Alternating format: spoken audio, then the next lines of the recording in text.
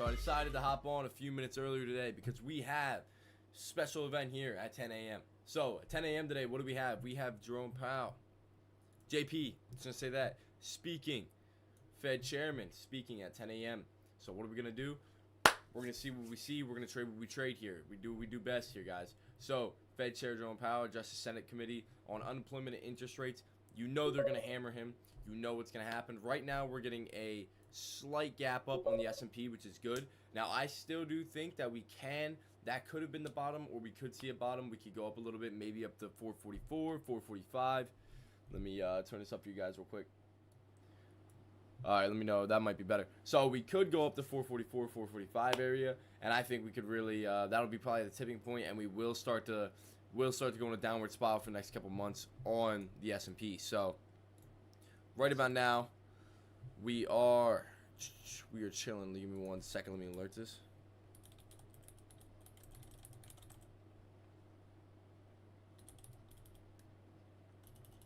One second. There we go. So, yep. So, essentially, what we got to do is that we're just going to trade what we see. So, today, guys, yeah, buddy here has taken a sick trade already. So, now, I usually hop on around 7, 8 a.m., but I don't stream it or whatnot. It's usually my penny stock hours and or penny stock minutes, I guess you could say. That might have been a little bit too loud, so we're going to do that. We're going to move in a little bit. Come in here. There we go. All right. Yeah, that should be good. So, I did take one trade already today. Let's get into it. Let's see what it was. So, what was my one trade of the day so far?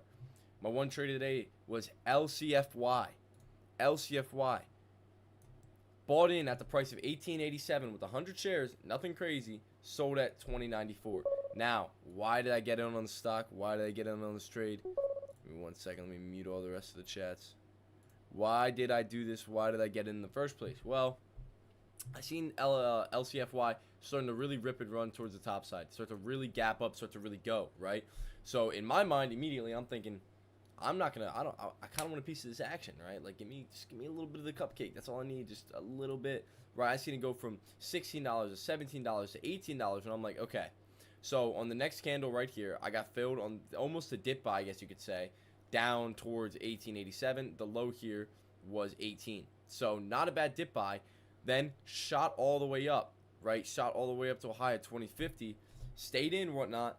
Next candle, I seen it go up a little bit more, a little bit of rejection, so I was like, I'm out. And luckily I did because it fell off the next candle. So that was my one trade of the day. Made around $200-something on that. Nothing too crazy, nothing too wild. But like I said, hope you guys are all having an amazing day. We got JP speaking here soon in about 2 minutes, actually. So that should affect the S&P. As you can see, the S&P is on a tear. Now, I still had LCFY on my watch. Still had it going. But as you can see right about now, you shorters are printing. Okay, you shorters are banking on this right now. So congratulations to all of you guys.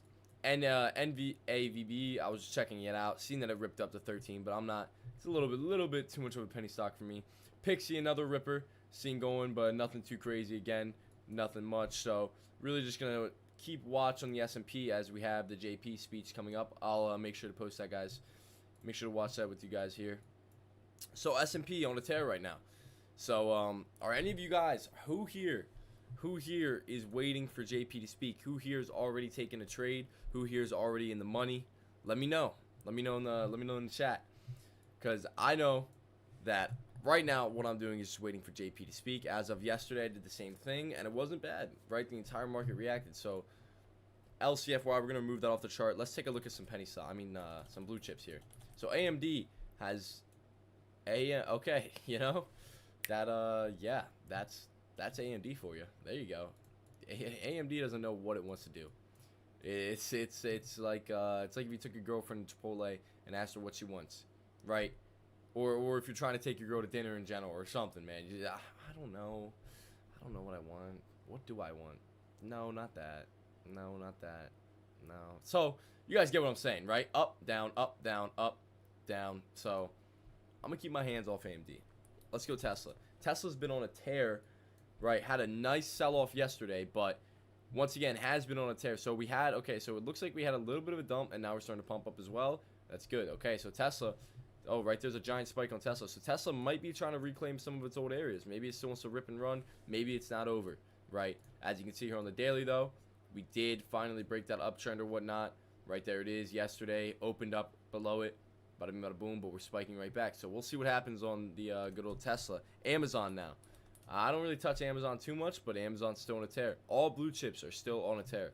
So what does that mean exactly? Well, guys, just wait for the sell-off. Just wait for the sell-off. Like, I agree 100% with Deck when he says, yep, coming July, we're probably going to get a sell-off. I do agree. It's coming up soon. Now, how soon? I can't say exactly, right? Maybe we spike all the way back up to 450, right? Maybe we dump down to 410, 420 area, right?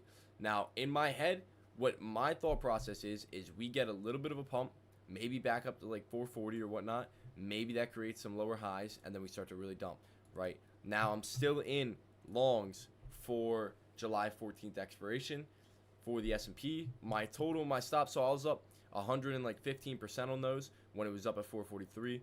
I didn't take it because my goal is around the 450 area. Anywhere between 445 to 450, I was going to start to sell them. So, didn't hit that high. I'm completely fine with it, right? So, at this point, I'm just a waiting game. Just a waiting game, right? So, now we're waiting on JP to come out. JP to come out and speak. Let's see. If you guys have any stocks on watch right now, give me a heads up in the chat, and I'll make sure to check them out. Because I'm really pumped for this day, guys. So, essentially, the first thing I did was hop on. I took a look at LCFY, and I was just like, okay, well, maybe I'll try it out. We'll see what happens. Maybe it's a good stock, maybe it's not. But then, yeah, it turned out that I was like, all right, we're going to punch it. And luckily, I punched it. So, I got a little bit of a cushion on the day, just a tiny bit. Nothing crazy. Nothing too fugazi. So, yeah, I'm not going to force anything here. I'm not going to force my hand in any way, shape, or form. Give me 1 second here, guys. So, like I said, if you guys have any stocks, let me know. Let me know. I'll feel free to definitely take a look at them. So, give me 1 second. More or less just waiting on JP here. We all know JP takes his good old time when it comes down to everything, right?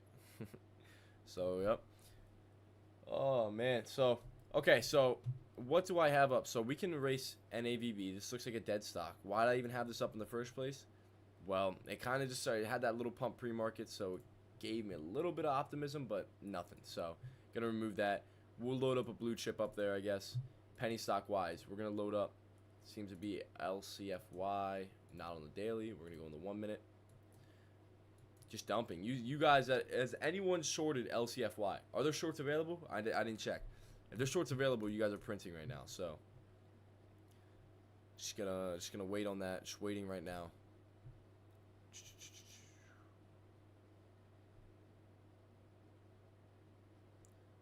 So, yep, just waiting on JP to speak. He definitely takes his time. I will say that. JP definitely takes his time 100% of the time, right? And I feel like anyone else feel like some of the answers he gives is like a bunch of bull, right, homie? He'll say some stuff, and he's just trying to get his way out of any situation. I feel like they've told him at this point, it's like, listen, he knows when he talks, he affects the market. There's no way he doesn't know that, right? So I feel like every single time he talks, it's like, listen, all right, guys, here's the thing. Yeah, I can't talk about, I don't recall. I can't say anything about that one. Yep, I'm so sorry. I mean, I can't, right? Oh, what do you think they're going to do with monetary policy? Opportunity for American workers. Live. We need plentiful jobs. Financial crisis, profits go up.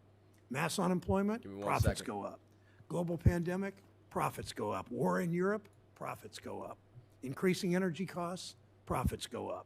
When supply chains ground to a halt when Putin invaded Ukraine and the economy reopened and demand surged everywhere all at once, the rest of us saw problems to solve. But in many corporate boardrooms, executives instead saw an opportunity. For the largest multinational corporations, inflation has been a perfect excuse to increase profits by raising prices far beyond the costs of their inputs. The main tool that many in this town look toward to rescue us from inflation, hiking interest rates, can do little to solve that problem. It's little wonder, then, that when American workers see the high prices at the grocery store, at the pharmacy counter, at the gas pump, along with rising borrowing costs for mortgages and credit cards and car loans, they remain skeptical of government and its willingness to address the challenges people face. Inflation, of course, is a complex problem. The Fed's been fighting it with a blunt tool, and we made progress. Inflation is at the lowest level in the last 2 years, giving hope that the price of consumer goods will continue to decline. And despite the experts' prediction, job growth remains strong. The country added 339,000 new jobs in May. Ohio's unemployment rate, 3.6%, is the state's lowest in 20 years. Unemployment for black and brown Americans remains near historic lows. Think about what actually means for workers in Alabama and Ohio and North Dakota and Louisiana and Minnesota and South Carolina. What that actually means for workers all over the country. It means Americans have more opportunity and choice in their lives, even in places they haven't seen a lot of options in recent years. It means people have the power to demand raises and retirement security and paid sick days and control over their schedules. It means more Americans have the dignity of work that comes with a good job that can provide for your family. And look where that kind of power for workers is taking us. Last month, wage growth outpaced inflation. That's the way it should be. Today's hearing comes at a critical time. So mainly, what are we waiting for? We're waiting for a giant, questions, man. I want JP to get hammered. I want him to get hammered with questions, and maybe he'll come back and he'll say some really good stuff, and the market will pump up, a couple dollars or whatnot. It'll be a great day, right? Maybe he'll say some I don't really know, like yada yada yada or whatnot, and we see a dump or whatnot. That's okay too. Remember, we trade either way. Now, obviously, I'm in those longs, so I would love for him to be like, hey guys, dude, this is going great. Everything's going great. The market's awesome. So that's what I'm hoping it's on. It's those workers who stand to lose the most if the Fed overdoes its rate hikes, loses sight of the dual mandate, and drives the unemployment rate back up. As you've also noted, Mr. Chair, increasing interest rates is not the only tool we have to fight inflation. The Fed is not the only one with a role to play. Congress, the administration, everyone in government, and corporate boardrooms must do their part. There's no reason we can't continue coming together to bring prices down. More policymakers are finally recognizing what those of us in Ohio have known for years, that outsourcing the production of pretty much everything may mean higher profits in the short term, but it won't lead to a resilient economy with a strong middle class in the long term.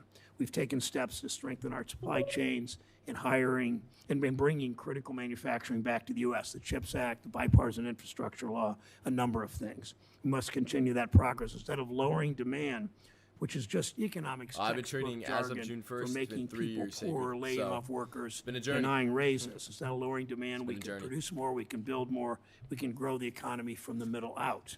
Okay, so right now there's nothing really crazy going on. There's nothing he's saying that's going to really affect the market or whatnot. So really, what are we waiting on? If you guys are trading S&P today, you're waiting on questions. You're waiting on them to hammer him with questions, JP with questions. You're waiting on everything to go on. Now, obviously, if they say something that could... Okay, sorry. If they say something that could potentially affect the market, like I said, I have the... What is it? I do have the captions up that we will be putting here, and I'll tune in. I'll just take a peek at them every now and then. But right this second, so market not really doing too much. Okay, whoa. Market, we're not really doing too much. We have Tesla really staying flat. S&P sitting in this area or whatever. Little zone area, nothing too crazy. We have what is that? 434.58. A little bit of a lower wick. So we're going to load up a couple blue chips here. I'm going to load up AMD down here. And then we're going to load up. Maybe I'll keep a penny stock up and open on the side here. Penny stock, your guys' choice. Just because I'm trying to watch a little bit of everything here. So let's see what LCFY is doing here. Now this stock really isn't going crazy. Stock is kind of okay, a little bit of a bounce on that, but nothing too crazy here. So, like I said, mainly waiting on questions. We'll see what happens here. I'll trade what goes on. Such an important time. Your last appearance before this committee was about 4 months ago, just days before the collapse of 2 banks. And while we continue to investigate those bank failures, it's important to examine the macro factors such as rising interest rates that contributed to the bank failures and the current economic stresses American families face every single day. Looking through the lens, I want to turn to you in your role as Chairman of the Federal Reserve, a role that requires constant scrutiny because the American people deserve nothing less than the best we can offer them, the greatest opportunity to succeed, and the strongest tools to pave their path. Unfortunately, the bank failures earlier this year shook confidence in our financial system. But thankfully, our healthy and well-managed institutions stepped up, and we have been able to weather the storm. However, I've been consistently disappointed in your Deputy Vice Chair of Supervision, Michael Barr. Just yesterday, this committee passed, as Chairman Brown just said, near unanimous legislation to encourage good corporate governance. But not just that. We also wanted to focus on the supervisory failure that was a part of the legislation. Those are not the same actions taken by Michael Barr.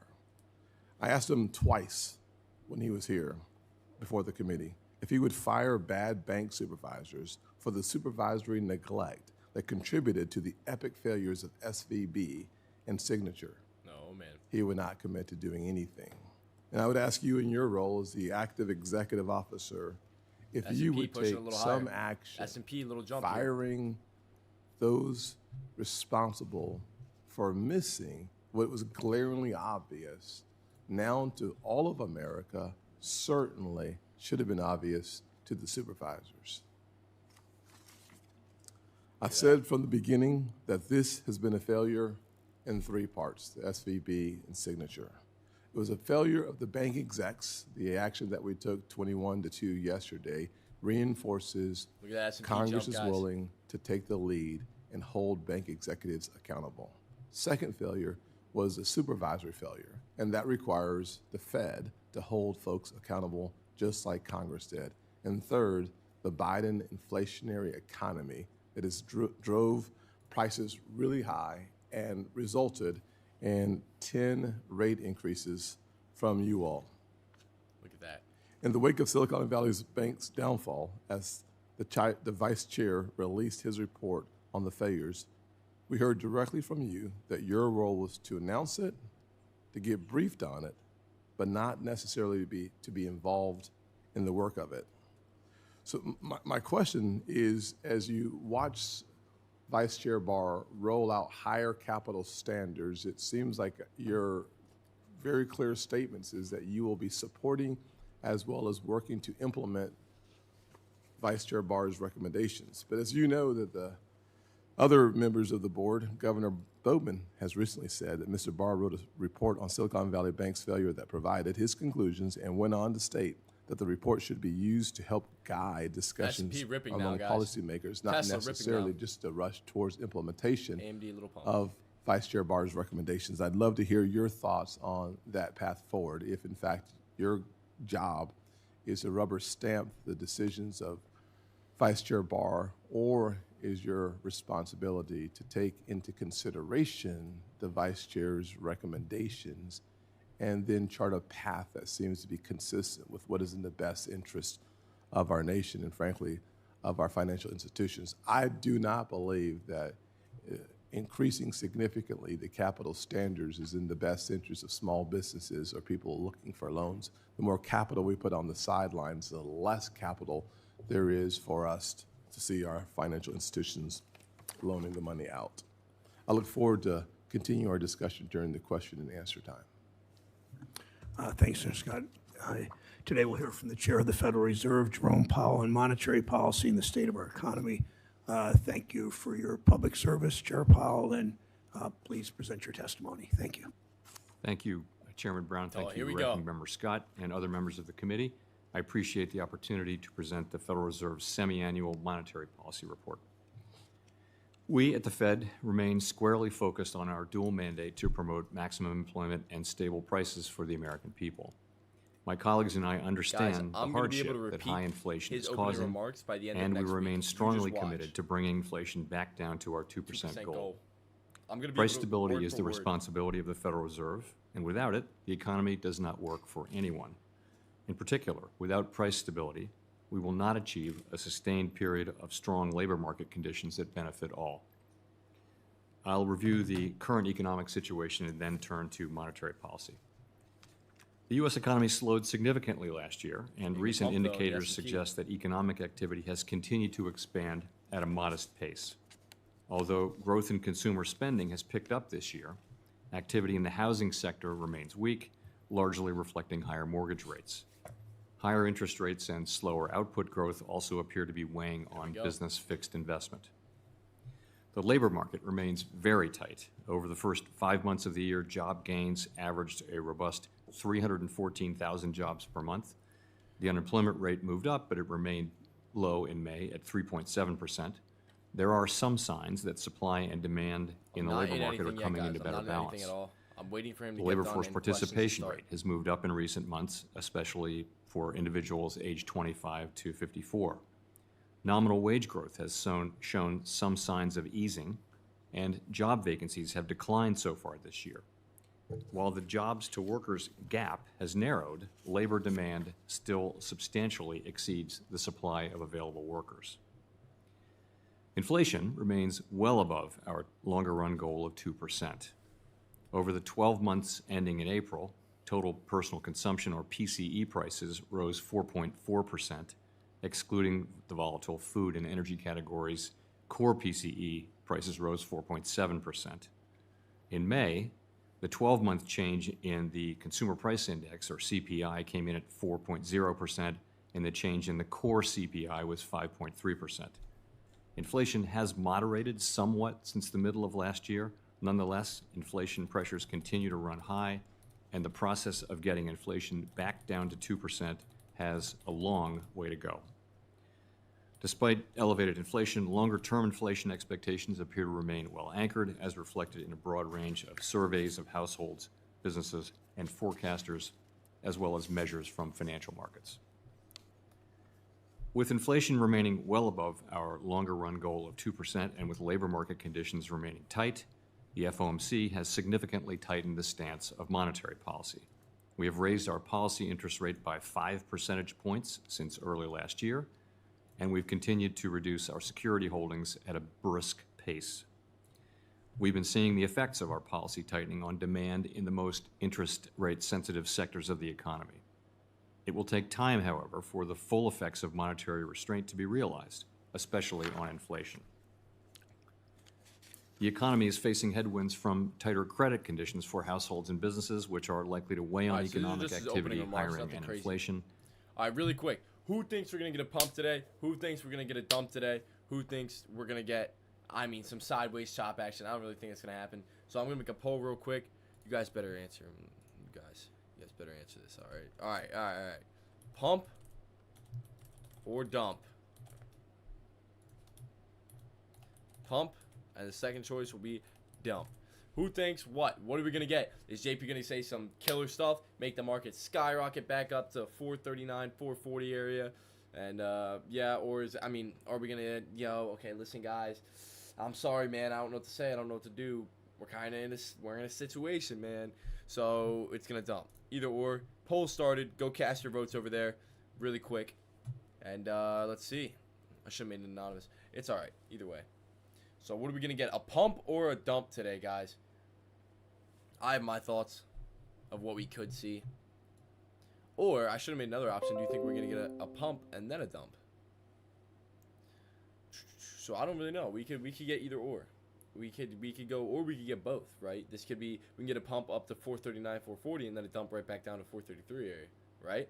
It's happened before. It's happened plenty of times before. So overall, that's what I hope with. That's what I'm going to hope. Make sure you guys go cast your votes. I'm going to leave that up for a little while, that poll. I'm going to leave it up for a couple minutes. You guys always take your time, you guys. No, I'm kidding. Achieving maximum employment and stable prices over the long run. By the way, Tesla is Before concluding, let me briefly address the condition of the banking sector. The U.S. banking system is sound and resilient.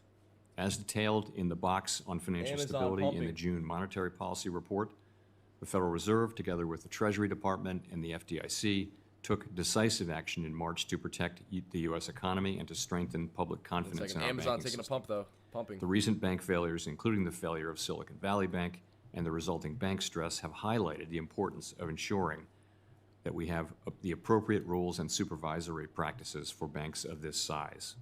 We're committed to addressing these vulnerabilities to make for a stronger and more resilient banking system. To conclude, we understand that our actions affect communities, families, and businesses across the country. Everything we do is in service to our public mission. Thank you, Sacred. We at the Fed will do everything we can to achieve our maximum employment and price stability goals. Thank you. Kidding. Thank you, Chair Powell. Paul Donovan at UBS has discussed the role that corporate profiteering plays in persistent inflation. While inflation has fallen from 9%, as you know, it has peaked to 4%, prices continue to climb because of supply shortages and corporate profiteering, what we're starting to call greedflation. Given that rising interest rates certainly won't solve greedflation, why maintain interest rates at the current level or even consider, as you suggested, raising them again, given the risk of harming the livelihoods of more than 1.5 million workers and their families? Oh, man. Mr. Chairman, the committee broadly feels that while monetary policy has gotten to an appropriately restrictive level, if the economy performs about as expected, that it will be appropriate to raise hikes again this year and perhaps twice. A strong majority of the committee feels that it will be appropriate again, assuming that the economy performs as expected 2 times before the end of this year. We've come very far, and the reason why we maintained our rate at the last meeting was to give ourselves more time to stretch out the time for making these decisions. We moved very quickly at the beginning, and we've gradually slowed down. This is just a continuation of that. But we are committed to getting inflation under control, and the strong majority of the committee feels that we're close, but there's a little further to go with rate hikes. Well, thank you for that answer, but Mr. Chair, what Fed governors call cooling down, regular people where I live call them layoffs. I mean, the question is, why should working families continue to bear the cost of fighting inflation? Why should they lose their jobs so that corporate profits can continue to balloon? Let me move to the next question. Our economy's created 13 million new jobs in the last 2.5 years. Black and Latino workers with the lowest incomes, have seen the greatest gains in job opportunity and wage growth. What the Fed considers too hot an economy has given these workers their first leg up in decades, if ever. We know that job losses will hurt those same workers the most. How will higher interest rates and the resulting job losses disproportionately impact Black and Latino and low-income drop the market workers? A little bit. I agree with you there, and he just said that he's expecting 2 more. We have quite an unusual situation in the labor market where we've had persistently much higher demand for workers than the available supply of workers.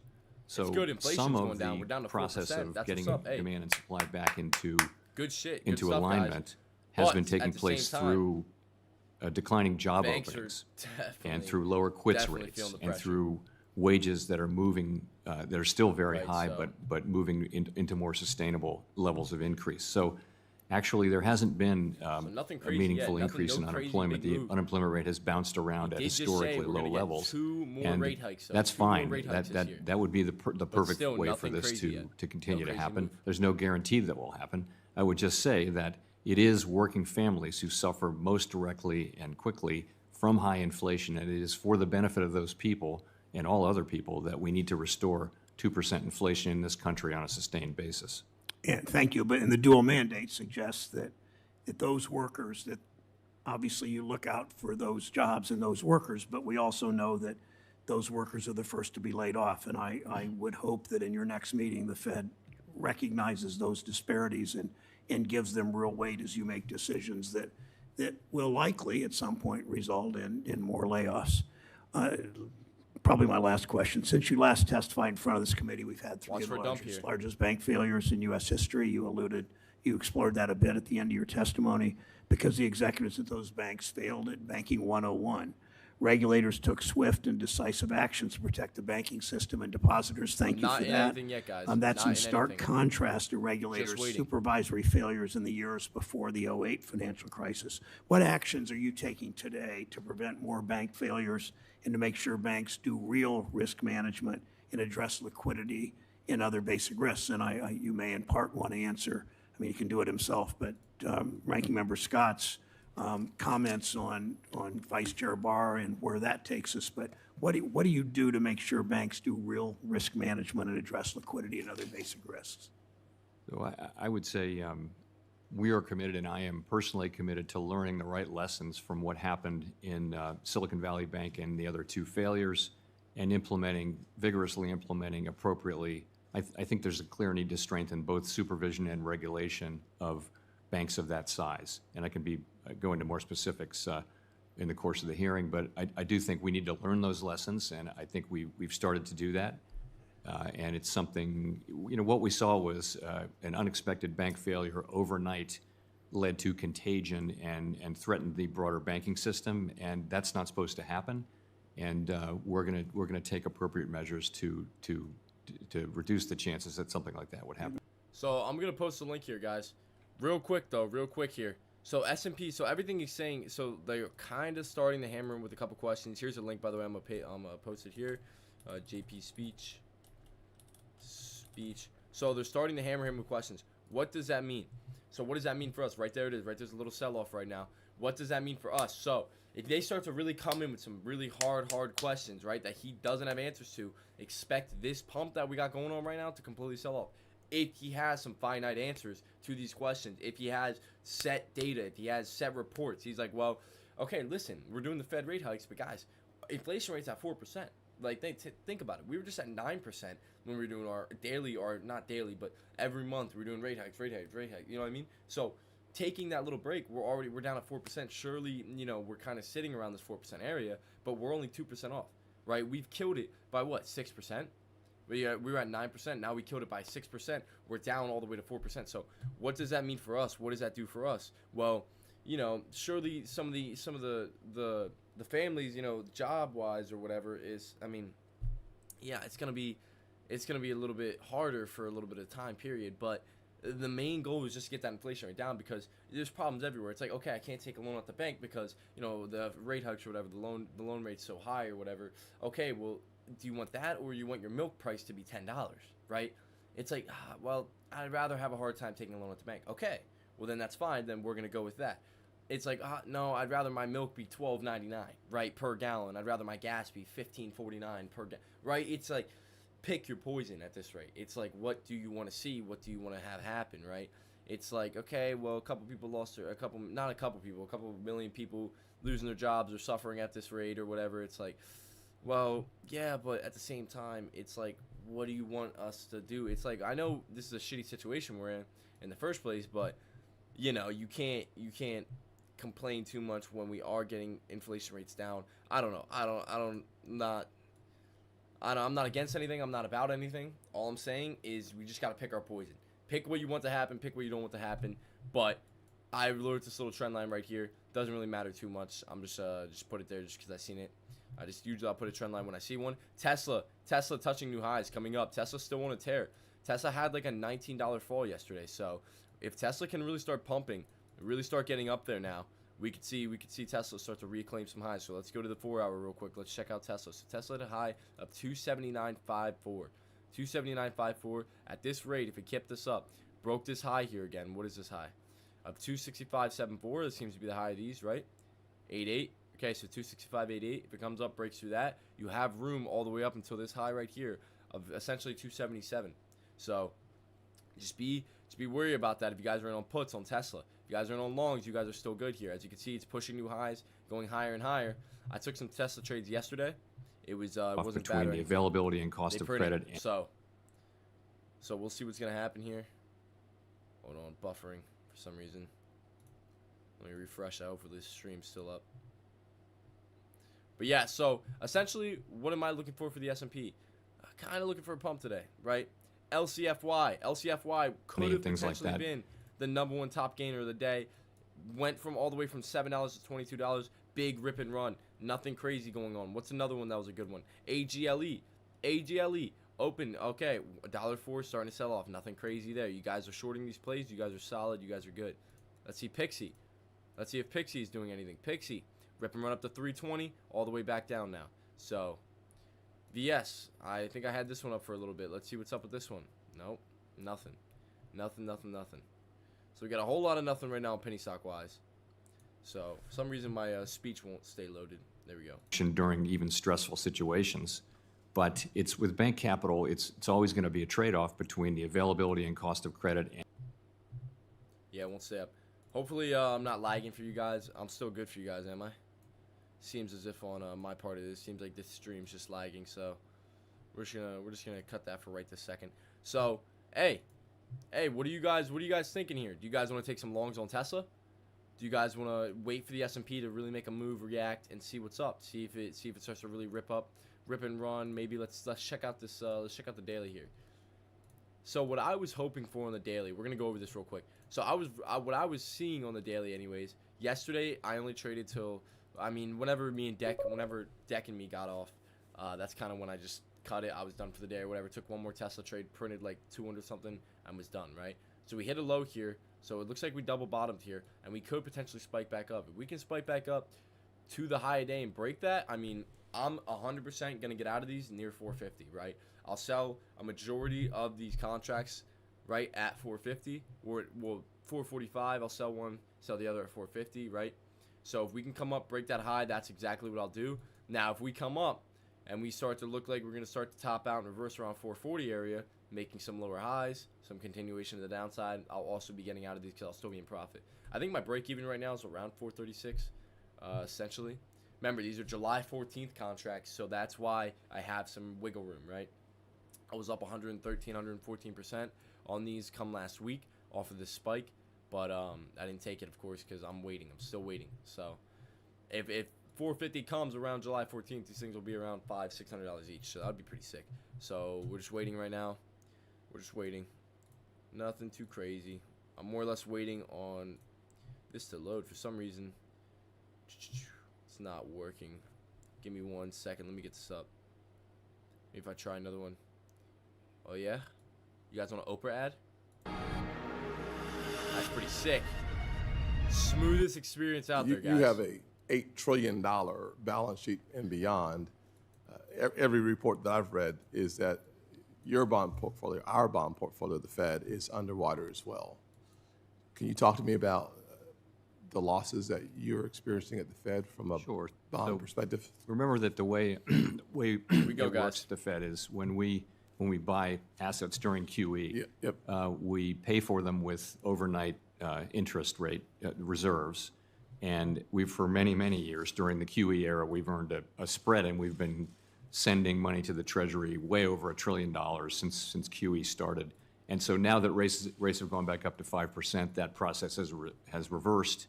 And these are paper losses. They have absolutely no effect on our ability to conduct monetary policy or really on the economy. It's an accounting fact. If we retained capital, then that would be it would look completely different. But we don't. We give all of our profits to the Treasury. Little pump here. So you were giving profits to the Treasury, now you're not. That has an actual effect. I mean, if I was getting $10 and now I'm not, there's an effect. Well, the Treasury then will have to borrow money that it doesn't get or raise taxes. It'll have to get the money to carry out the spending that Congress authorizes. Yeah. But that's not going to it's not going to affect interest rates and things like that much. To me, I have the holistic view of our economy where if, in fact, we have fewer dollars coming in, which requires us to raise taxes, that in the end has a real impact on American taxpayers. But thank you. Thank you. He's basically saying Senator Menendez in New Jersey. So thank you, Chairman. After announcing the rate hike pause last week, you said that inflation has not reacted much to the Fed's past hikes. And I'll admit I'm a bit puzzled by that statement. The Fed's first rate hike was in March of last year when non-core inflation was at 8.6%. It is now 4%. And core inflation has fallen as well.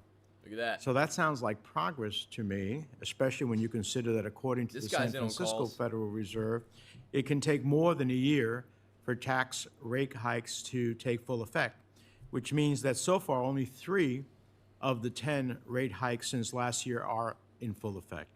So can you expand a bit more on that statement from last week? What progress do you expect to see that you currently aren't seeing?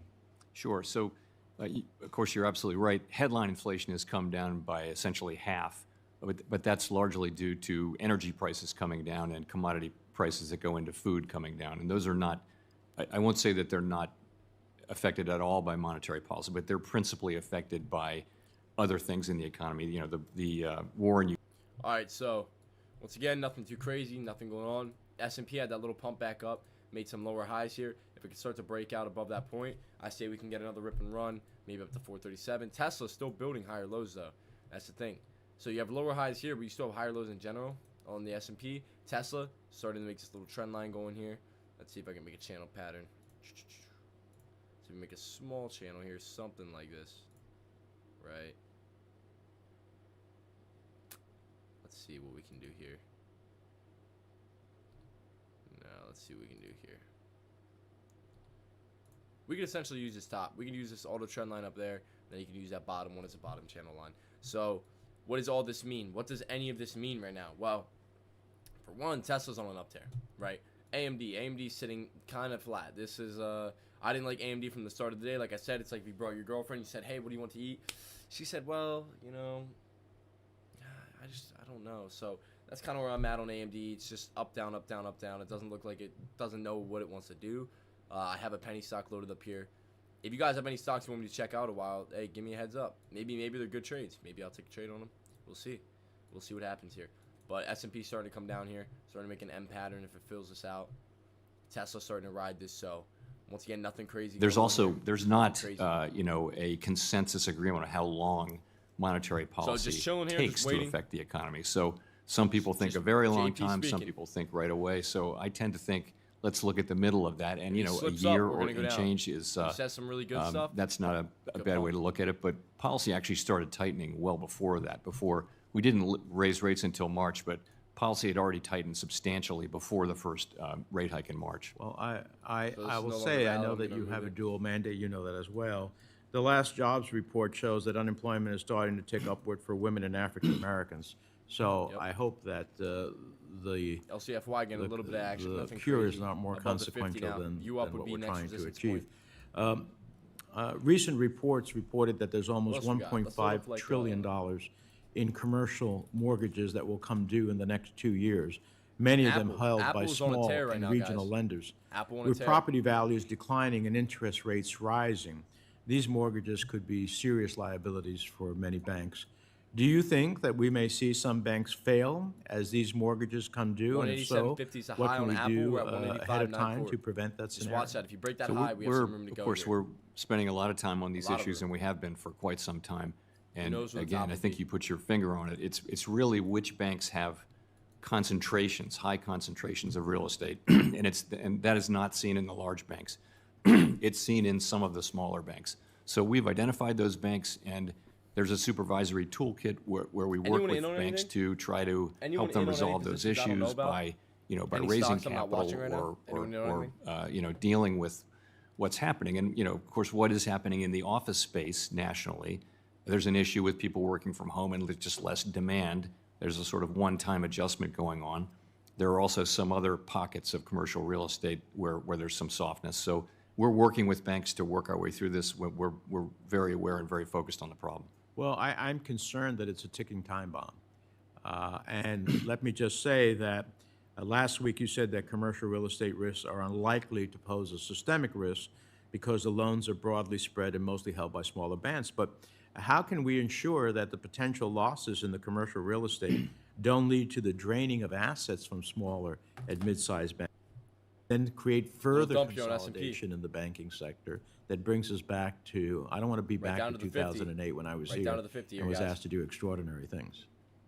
We certainly don't want to be there either. And so we're being pretty proactive about reaching out to these institutions and trying to help them get through these significant issues. Again, it's not all smaller banks. It's just some of them have high concentrations in real estate, and it's not in the large banks, which of course was where the problem was in 2008 and 9. Okay, so S&P starting to sell off a little bit here. What's going on right now? So just gonna take a look at these. So why do I keep going in and out? Because sometimes it gets a little slower. I'm not just gonna sit here and watch the whole meeting. You guys do have the link. I posted it in chat. That's to the old meeting. I'll post. That's to the same meeting, but that link for some reason wasn't working for me. It kept lagging on me. Maybe it was just that, whatever it was, that streamer or whatnot. Okay, so here's the other one. New JP speech link. Okay, right there's another one. Go check it out if you guys want. Starting to sell off here on the S&P. Why are we starting to sell off? Well, it could be because of what he said. Could be just chart patterns. Look at the chart pattern. Well, what do we see? Well, get that spike up. If I can click. That spike up, right? Then we get that nice, good little spike down, little push down, right? Little pullback. Okay, cool. Get that next spike up with lower highs. Lower highs is a big thing there, followed by the sell-off. So if we follow out this M pattern completely, you could dip all the way back down to view up. You guys can take some profit if you guys are in. If you guys aren't in, that's completely fine. I'm not in any positions right now. Tesla's starting to crack this uptrend that's been holding. LCFY, that's the only penny stock I'd say. Is it halted right now? LCFY is halted. LCFY, give me 1 second. LCFY, did it just resume now? Just resumed. LCFY just resumed here. If you guys are in on this play at all, you guys have room, I'd say, up to the view up. That'd be the next potential resistance point. 1486, 1479, not 1486, excuse me. Apple also starting to pump here.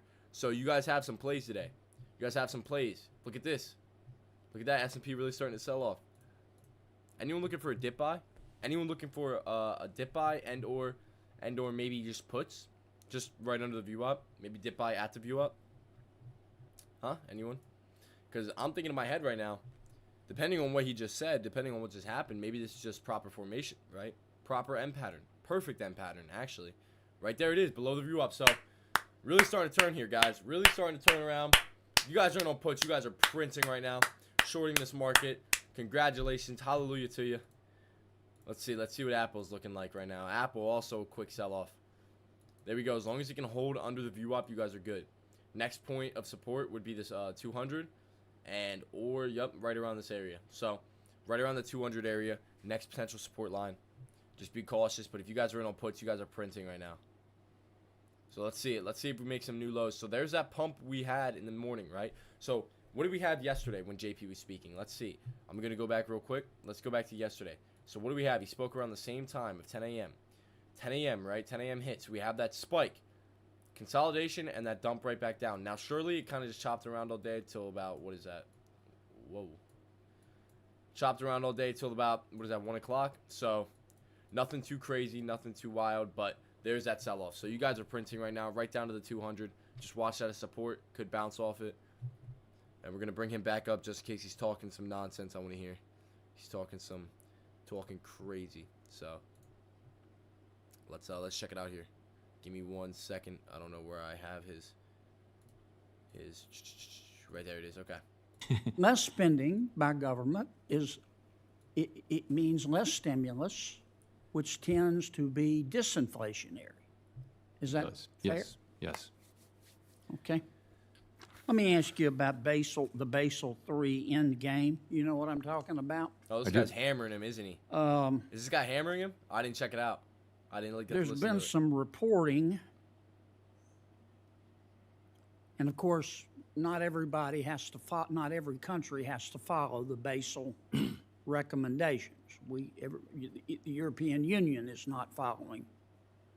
They're going their own way, and we're kind of going our own way in America, using the Basel directives as a guidepost. But it's been reported that the Fed's going to raise capital requirements by as much as 20%. Oh, yeah, he's hammering him. Or, excuse me, it's going to raise capital requirements to 20%. Is that right? Oh, no, the idea would be to raise them by 20%. In other words, if 20% of whatever current capital requirements are, you would raise it by 20% of the total existing amount. Okay. So if J.P. Morgan's capital requirement right now is, let's say 13%, it would go to 15%? Right, something like that. If that were to be what happens. And this will be for banks $100 billion or more? No. There isn't a final proposal, so and I know it's still in motion. I know things are still changing. Yeah, but you folks are talking I've been about briefed it, on and it. you're going to have a lot of input. No, that's right. So, but I will say, sorry, what was it? Your question was? Are you going to raise capital requirements for 20% to banks $100 billion or more? Or are you going to affect community banks as well? Smaller? No, the capital requirements will be very, very skewed to the 8 largest banks, the G-SIBs. Potential dip There buy may here, be guys. some capital Not gonna lie, increases potential for dip the buy. other banks, and there won't. I think none of this should Back-to-back lower affect banks shadows under starting to 100 spike billion. here. The really big banks you're talking about? Yes. Are they the ones that are at risk right now? They weren't. They were a source of strength in a place of strength. They're doing during pretty recent well. Turmoil. Oh, yeah, he got beef. I don't know what he did, but he got beef We've with gone JP. from too big to fail to we're damn happy they're big. I mean, haven't we? Well, I would say that, as I mentioned, we spent a lot of time and a lot of effort raising the capital standards 10 years ago and more recently, and I supported all of that and was happy to do so. And I think now this guy for sure. Senator Kennedy's time's expired. Senator Smith, this guy's sure I yield back, Mr. Chairman. Thank you, Senator Kennedy, as you always do, on schedule, on time. Thank you, Mr. Chair and Ranking Member. And Chair Powell, welcome back to the committee. So I have a slightly different perspective than Senator Kennedy does on this question of inflation and debt. I don't think that discretionary spending is the problem when it comes to our federal budget. If you look at it, you say damage? Military and non-defense discretionary spending has hovered at about 3% of GDP for the last 30 years. A slight fine if there is an issue and with it. in fact, discretionary spending has decreased over the last 30 years. So clearly, that is not the problem with what's going on with our debt. It's not what's driving debt growth. The big change is in revenues. So the national debt has increased to nearly 100% of GDP because of the Bush and the Trump tax cuts. And without those tax cuts, in other words, if we'd left our tax levels at roughly what they were in the Clinton administration, which in no way restrained economic growth, the budget would only have been significantly out of balance during the Great Recession and during COVID. So, Chair Powell, I'm not going to ask you to comment on that because I know you don't like to comment on fiscal policy, but I feel that that's important context for the committee to have as we think about what is driving inflation and what we are doing about it. I have been really struck by how remarkably resilient the labor market has been over the last 16 months or so, which is a good thing as we do the work we want to do to grow the middle class and create more opportunity and more financial security for people. Tesla's starting to turn around and here. So rates have risen 10 times, Apple's yet unemployment is still near historic lows, and wages are growing. Now, as you and others have pointed out, real wage growth has been clearly impacted by inflation, which is a real challenge for especially middle-class families, working families. Although I believe, as you said, Chair Powell, let me just check this, that real wage growth has ticked up in the last couple of months. Is that right? Do I have that right? So at the beginning, it was high real wage, positive real wage growth only at the bottom of the income spectrum. I believe now on a 12-month basis that overall wages are moving up faster than inflation. Right. Just recently. Right. And so, I think, clearly we're not there yet. Clearly we have more work to do. I'm encouraged by the progress we've made so far. And I also just want to point out that the significant investments that we have been making in domestic manufacturing and bringing supply chains home and supporting prevailing wage jobs, I think are an important part of this success story, this economic success story, not mitigating the impact and the need to continue to bring inflation back down. So, Chair Powell, my question for you is, you said last week and you're saying today that while the labor market remains tight, you're seeing signs that labor supply and demand are falling back into sync. Do you see a path for inflation to continue slowing without us seeing significant job losses and doing harm to middle-class families, working families? I do continue to see that path, and you're right. It is the labor market is really the strength of the economy. It's what's driving the economy. It's very, very strong demand for workers, and workers are getting jobs and they're getting paid and they're spending money, and that's driving demand and the whole thing. But it's gradually cooling, and that's what we would want to see. Mm-hmm. So like I'm thinking right now. So nothing too crazy going on. We had that sell off because the last guy hammered him. Right, so you can almost see person by person what's going on. So opening remarks, opening speaker, whatnot, yada, yada, yada. The market pumped because JP's starting to come on the scene, right? First couple guys didn't really do too much. And the last guy, boom, hammered him, right? Hammered him down, started to really hammer him here. Now, this girl is kind of just being a little bit nicer to him or whatever, but I'm waiting for the next guy to, boom, come in and hammer him, right? So every time he gets hammered with questions, as you can see, this market is dumping. So that's why I tune into these meetings. That's why I watch it, because I can't be in on calls up here and be like, okay, we're going to break this high, and then be like, well, why is it dumping, guys? So, like, what's going on? Well, or why are you getting a crazy move? Like, we've seen the market move, especially with these Fed rate hikes. We've seen the market move plenty and plenty of points or whatnot. So Starting to get a little bit of a spike here. Spike above VWAP. Let's see what she's saying. Tribute to the resiliency of the See if labor it's anything market. important to us, essentially. It seems as if I'm just that tuning in. should Just keep help my hands to, off right now. Mitigate the Keep my hands off. negative impacts on the labor market. But if you guys got that dip buy down there rising, right below the 200, you guys are set. Look at that. would have, because in effect what rising rates do is it slows growth and potentially leads to layoffs.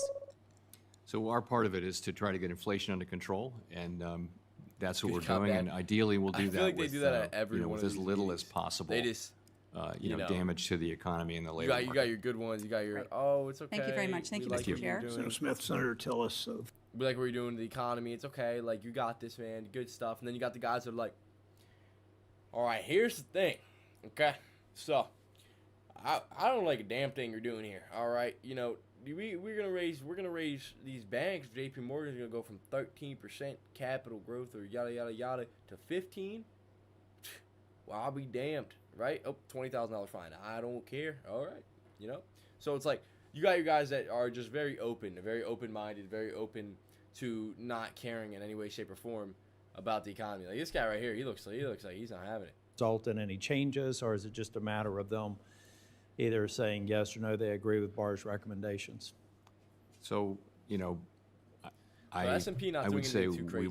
I will make sure that there's enough time for Apple, bounce governors back. to review the final proposal. We've been briefed on the contents of it, and it's still in motion. There will be a proposal that comes to the board Apple's for starting to bounce approval, back here. and it'll be subject to discussion, dead. and Gonna check out FinViz real it's quick, see possible if we there have would be any penny further stocks going changes for you guys. before the vote or as a result of the vote, but AGLE's we'll your make sure top people gainer have of the time day to review by it. a As you're mile. going through the review process, do you believe that it would be appropriate to give members of this committee or members of AGLE, Congress a sort of roadmap 164 million shares for of what the volume, recommendations 470% entail change. prior to Dead. moving forward? So no So penny I stocks think today. that'll happen, I think that'll happen because I think Vice Chair Barr would probably be giving public remarks at some point So, before the like I said, before the nothing really meeting. happening today. And, It's kinda and I just guess chill out. I understand now that nothing really crazy. So they're not really. So nothing's too crazy going on. They're not really hammering him the best. That one guy hammered him, as you can see, it really did change the market a little bit. Had a little bit of an effect or anything, but So yeah, if you guys have any questions, you guys have any stocks you want me to check out, feel free to type them in chat and I'll take a look at them. If you guys are in any longs for the long term, if you guys are in any shorts for the long term as well or whatever, so just text me. I mean, text me in the chat and I'll take a look at them. I have no problem with it. So real quick, just taking a look here or something.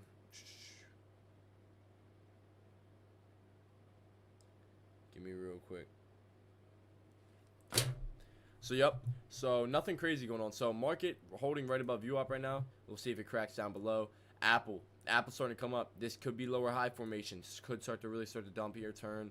AGLE was the #1 top gainer of the day. AGLE was the one that was supposed to rip, run, and go. And as you can see, hit $1.04 and has been dumping ever since. So, getting a little bit of a U-shape action here, but nothing too crazy. Nothing enough for traders to actually be involved and invested and actually concerned about. So, Tesla also starting to sell off a little bit. Let's check out the good old AMD. AMD has been on a tear to the downside recently. And once again, here it is. So, couldn't pick a direction. Starting to pick a direction. Let's see if it picks the direction to the downside here. If it really starts to pick a direction to the downside here, it could really start to turn and really start to go. So, I'm not in any positions right now. I'm not in anything. Do I plan to get in anything? Do I plan to trade anything today? Well, if you guys aren't aware, I had a decent winner this morning. Wait, give me 1 second. LCFY. Bought in at 1887, sold at 2094. So, caught a little bit of an action on that. Nothing too crazy. Mr. Why did you say AGLE is dead? Well, just taking a look at it right now, it could bounce back. 100% it could bounce back. Right, volume's kind of not like crazy on it. It's definitely up. It's definitely up in volume today. So the float on this stock right now, AGLE, which essentially was just yesterday. I mean, a beyond penny stock. It was 10 cents, right? So the float on the stock is it's a 60 million share float. So 60 million share float with 164 million shares. So there's 100 million shares essentially traded more than the actual float is. So it could essentially bounce back, could come back up to the high day. I'm just not looking too much into it. Maybe if it cracks above VWAP. It's also a 60-cent stock. So for me to make any money, I'd have to take 2,000-3,000 shares, right? I'd have to take a substantial amount of shares on a stock that could, I mean, dump, 10 cents like that. It could pop 10 cents like that. But in a stock like this right now, 10 cents is a lot. And that's usually my targets is around 10 cents, 20 cents. So, like, if it breaks VWAP here at 6.1, let's say you were to take a position and you sell it at 7.1, you'll make $100 off 10 cents, right? And that's per 1,000 shares. So AMD actually starting to dump here, though. AMD is turning, so just watch it here, guys. Just watch out. With AMD turning here, it could do what it did yesterday as well. Let's look at the 4 hour. What did it do yesterday? Well, take a look at this. We almost have a flat bottom here on AMD. What does that mean? Look at this, guys. Almost have a flat bottom here on AMD. So just got to be cautious. Where was the flat bottom at? The low here was 11.7, so it kind of filled the gap. I said a few days ago that we're probably going to fill the gap to the downside now. We're probably going to start to fill the gap. We're right around the gap fill area. What's the high here? Yup, 110.99. So we're going to be around this area, I feel like, for a while. You got another, like, dollar. You got, like, another 50 cents to go. Oops. So just be cautious there. Don't do anything too crazy. Nothing, no big positions there. We're getting around the area. Yesterday would have been the day to really make a play on AMD. Now Tesla has been on a tear. Tesla has a gap to fill all the way back down. I'd say if it wants to chop in an area, it could be all the way back down to 238, right? This is in the last year, though, so it'd be in the 238 area, it seems, right off this high. See how this is chop area? It could come back down and chop near that area, right? Right around this area as well. See how this is a lower? That's why I had this level here. Why? The 265.74. Well, that made the M pattern, perfect M pattern right here, right? So that's why I got in. That's why I did get in on that play for a quick scalp yesterday. Made some good money on that one. 314.67 is a high. So, hey, we're gonna see, guys. We're gonna see. I know it sounds like I'm just talking to my ass, but we're gonna see. So, give me 1 second here. We got SPY just chilling, not doing anything too crazy. Now, once again, I'll say it again. Do you guys have any stocks that you want me to take a look at? Let me look at the poll. Damn, you guys. Shout out to Sacred. Shout out to Sacred for voting on the poll on if it's gonna pump or dump or not. And right now, it's kind of just sitting flat. It's not doing really anything. But no, it's okay. It's okay. I'm gonna end the poll. I'm gonna end it. All right, so it's 50-50 because I thought actually I didn't think the market was gonna pump. I don't know. I don't like taking votes in that. I don't like guesstimating or anything, but we'll see what's up. Because I genuinely don't have any idea with the way seems to indicate that trend is actually even more broad-based right now. Could you speak to that? That is right. Exactly right. At the beginning of the pandemic, the wages went up a great deal for people in those public-facing service jobs that are relatively low paid because that's where the shortages were, and they got positive real wages. But that has now spread. I think overall, on a 12-month basis, you now have wage growth by most measures that's higher than inflation. So real wages going up. Well, that's obviously a good news story for the economy. Let me ask you about labor force participation, because we've also seen more people reentering the labor force. Obviously, that helps chilling out here, guys. With waiting S&P if it goes above VWAP here. Inflation, wage could inflation. Make a W pattern now. And I understand that immigration actually. Look at what happened here. Hold on, let me mute myself, my stream. So look at what happened here. So we had a proper M pattern form, right? We're coming right into a W pattern now. What does a W pattern mean? Well, essentially a reverse M pattern, right? You have the M pattern. What is that? Here, let me come over here. Let me bring out the paint. Okay, let's see. What does it mean? What does an M pattern mean? Real quick, while we wait for some action to happen. Well, M pattern, right? You go, chop, chop, chop, chop, chop. You spike up. You hit a low here, right? Maybe you hit a lower high, and then you come back down, right? That was shitty right there, but you guys see what I'm saying? Chop around the area again, maybe a little bit lower or whatnot. And then here's the thing. Then you go down a little bit, right? You chop down, chop down, chop down, start to spike back up, chop back down, and look at this. You can spike, boom, boom, boom. Maybe you spike to the high day, maybe you spike to a lower high, but essentially you're gonna spike, right? That was a really shitty chart on my end, but you guys get what I'm saying essentially. So as long as we don't form lower highs off that, we should be good. And also, thank you guys for subscribing, too, by the way. That 100 goal is still in there. I want to get to 100 by the end of the summer. So if we get to 100 by the end of the summer, essentially August, I will be doing a giveaway worth and or around $500. Maybe it's a stream deck, maybe it's something or like that. Maybe it's, you know, buying a couple people's TradeCaster subscriptions. Maybe we'll have multiple winners. So I'm going to be thinking of a giveaway, been thinking of one, so when we hit 100 subs. But until then, yeah, let's keep it up. Yeah, buddy, let's get into it, yo. Let's get back to this meeting. But then you also have this other responsibility regarding being a prudential regulator, overseeing the banks, including Silicon Valley Bank. So my question is this: to what extent did the crash at Silicon Valley Bank, and to what extent does continuing concerns about stability in the banking area impact the decisions that you make going forward with respect to interest rates? How is that factoring in? So there's pretty substantial research showing that when you have a shock to banking, like the one we had in March, to a sector of the banking industry, that if you come back in 6 months, you will see lower lending. And it doesn't appear immediately, but it's strong in the data. So we have been saying, we've been waiting to see that does play a part, at least in my thinking, that there may be a bit more tightening in the pipeline than there otherwise would have been. Little crack of view now, up we to the don't top really side, see evidence of it yet, nothing but else, then though. again, we wouldn't expect to see. But it all points to me in the same direction. We moved very, very quickly when we had to move quickly. We've been slowing down since last December, from 75 to 50 to 25 at every meeting. And now we're getting very close. We're at least close to where we think our destination is, where we think it is. And it only makes potential common W sense to pattern here on the move S&P. at a Resistance is careful 50 pace. 50 right here, We don't want to do 50-day more than we EMA. have to, but we do think, overwhelmingly people on the committee do think that there's more rate hikes coming, but we want to make them at a pace that allows us to see incoming information, so we make good decisions. So we got lower shadow, lower. Thanks, Chairman Holland. Senator Vance is recognized from Ohio. Thank you, Mr. Chair, and Chairman Powell, thanks for being here. Good to see you. I want to sort of pick up on some of the questions that Senator Tillis was asking about Basel III, and in particular, some of the capital requirements and how they affect the regional banking ecosystem in particular. And maybe we can just sort of start with some background on the Silicon Valley Bank situation, just to make sure we're on the same page. I suspect we agree on this, but I want to sort of make sure, and if not, have a discussion about it. So Silicon Valley Bank, I think sort of broadly agree that the reason the bank ultimately collapsed is they were way too exposed to long-term interest rate risk, because the interest rates went up, their balance sheet deteriorated. That, of course, led to a liquidity crisis, and then the bank was put into receivership.